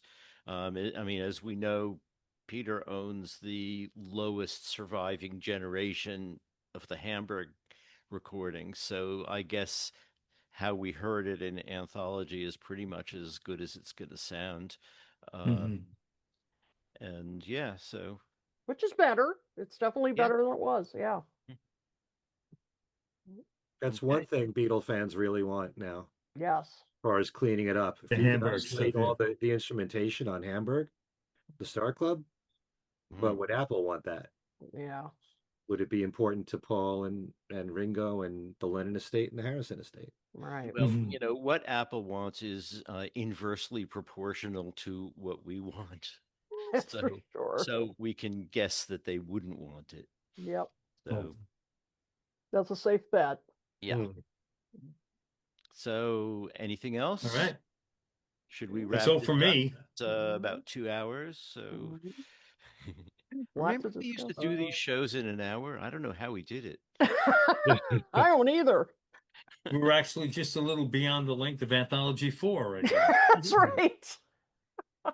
And it's all new. Yeah. No recycled press kit footage. Hmm. So, should we go around and, Go around. Let's go around. Around and around. okay, who wants to start? How about I'll Ken? start. Oh, Oh, Okay, let Ken start. Garrett. Yeah, yeah. Go ahead, Ken. Okay, Okay, then. first of all, what? Are you done yet? Oh, On my YouTube channel, Ken Michaels Radio, as I've said, I did a similar show just a couple days ago with Bruce Spicer, Al Sussman, who originally was going to be in this show, but we couldn't work out a time together, and Steve Marinucci discussing the anthology and their thoughts. It's always interesting, even if it's the same topic, hearing different opinions, and you're dealing with another three scholars on the Beatles. So it's great to have the three of them there. Also, I did an interview with Luca Perassi, who has put out so many books now. He's doing it at Ken Womack speed. And his most recent book is on Back to the Egg, the Last Wings album. And that's what we talked about. That album, having two new members added to Wings, and Lawrence Juber, who he offered a very big interview to Luca, which he used in this book, and Steve Holly as well. And the book goes in depth on every single song, also the songs that they recorded before Back to the Egg, including Same Time Next Year. He talks about Did We Meet Somewhere Before, which was used in Rock and Roll High School. The End of Wings, the UK tour of '79, the drug bust in Japan. We go through all that. And Luke is always a great guest to have on. He's written not only the two volumes of this book, which is always by my side, Music is Ideas, two volumes of this, where he covers all of Paul's music up until what year now? I think 89, I think it says there.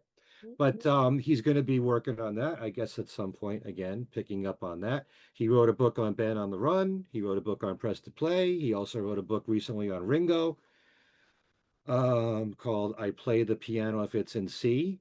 And by the way, oh, I could add this to the news. He did say, it's not the first time that we've heard this, January, he'll have another book coming out. And it's going to be jeez. on the album George Harrison, the self-titled album from 1979. So probably he'll be back on my channel. We should have him here For sure. on things yes. said today.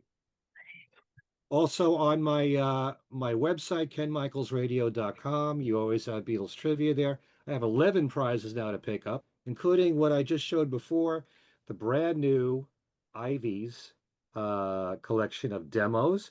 It's their anthology, Volume 5, and it's called Miniskirts and Rainbows, 19 tracks in all, and that's one of the prizes you can win, as well as Head First, which we mentioned before.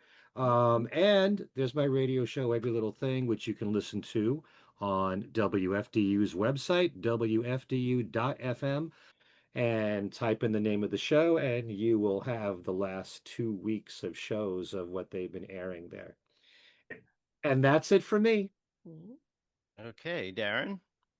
All right. Well, you could catch my new radio show, Noises from the Valley, Friday nights from 7 p.m. to 11, every Friday night, 7 to 11.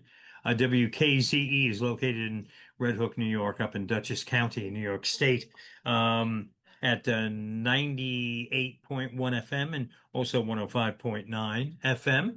And also, you can listen, which is probably the way many of you would be able to listen, is WKZE.com or get their app. And it's Noises from the Valley, 7 o'clock to 7 o'clock to 11 o'clock every Friday night on WKZE. Now, we're recording this on Friday, the 12th of December, 2 weeks from tonight on December 26th.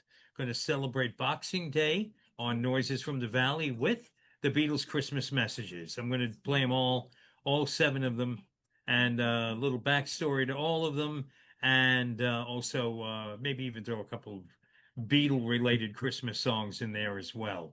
So that'll be on the show 2 weeks from tonight. But Play Magical listen, Mystery Tour in black and white. I will try to figure out a way to do that. Yeah. So that's 2 weeks. Noises from the Valley, WKZE. Okay, Cool. Kit. All right. You can check out toppermostofthepoppermost.net. We're dropping new episodes all the time, and we're in August 1965 right now, so you can find out how the Beatles were doing on the charts then, and also we talk about artists who either influenced them or have a direct connection to them that were also on the charts at the same time. So to catch up on all the episodes, just go to toppermostofthepoppermost.net. I'm going to be teaching a new class starting next month. I'll post all the info about it online, but it's the history of 60s girl groups. So it should be a lot of fun. Looking forward to it. And of course, you can find us on, catch up on all the past episodes of Talk More Talk at talkmoretalk.com. And I think that's everything for now. I've got more stuff coming in the new year, but those are the 2 most important things right now. Hey. Let's see what I've been up to. I've done some other podcasts recently. I don't usually mention the other ones I do, but because I always forget. Uh, but I was on Buskin with the Beatles with Richard Buskin and Craig Bartok about anthology, audio and video. And again, different opinions. I mean, my opinions were basically the same, but but 2 other guys, and uh, those were interesting shows. And let's see what else. I just finished a thing for Beatle Fan. Bill asked me if I wanted to write about Paul as an avant-gardist or experimenter. And as usual, what should have been a 1,000-word piece ended up as like a 6,000-word piece. So he's going to split it over the next 2 issues. But it was fun to do because there's a lot of it, but ultimately I began to find it. I always sort of say rinse the raindrops as one of his experimental things. But by the time I got there, it was okay, well, Paul's done a lot of this stuff so much that it is now just part of his standard thing. And is that experimental anymore? It's an interesting question. Anyway, go through it starting with the Beatles all the way through his solo career. So I hope that's a good read. I think Bill liked it, so that's something. Otherwise, you can find me on Facebook, either at Alan Kozin or Alan Kozin Remixed. We have a Facebook page, Things We Said Today video podcast. There is also a McCartney Legacy Facebook page. And one of the things we do there is if we find the book is, discounted someplace, we usually say. And I believe volume two is still like $12 at Amazon. So if Wow. you haven't run out and got it, or you didn't get one for all your friends, you know, that's the way to go. Um, and I think the Christmas is coming up. Christmas is coming up. that's Perfect right. present. That's Right. right. And I think volume one was like $26, so that's like $9 off. So really, you should do it. Absolutely. Anyway, what else? You can follow us on Things We Said Today on Twitter at Things We Said Fab and Blue Sky at Things We Said Today. And the podcast. I mean, we hope you're seeing it on YouTube, and that if you are, you click like and subscribe. Um, Otherwise, there's the audio version, which you can find on Podbean, and Podbean distributes to everyone else. So we're on Apple, Google, iHeartRadio, you name it, we're there. So that's about it for me. So for Ken Michaels and Darren DeVivo and Kid O'Toole, Alan Cozen, and thanks for listening. And we will see you next time. Happy holidays, everyone. Happy holidays.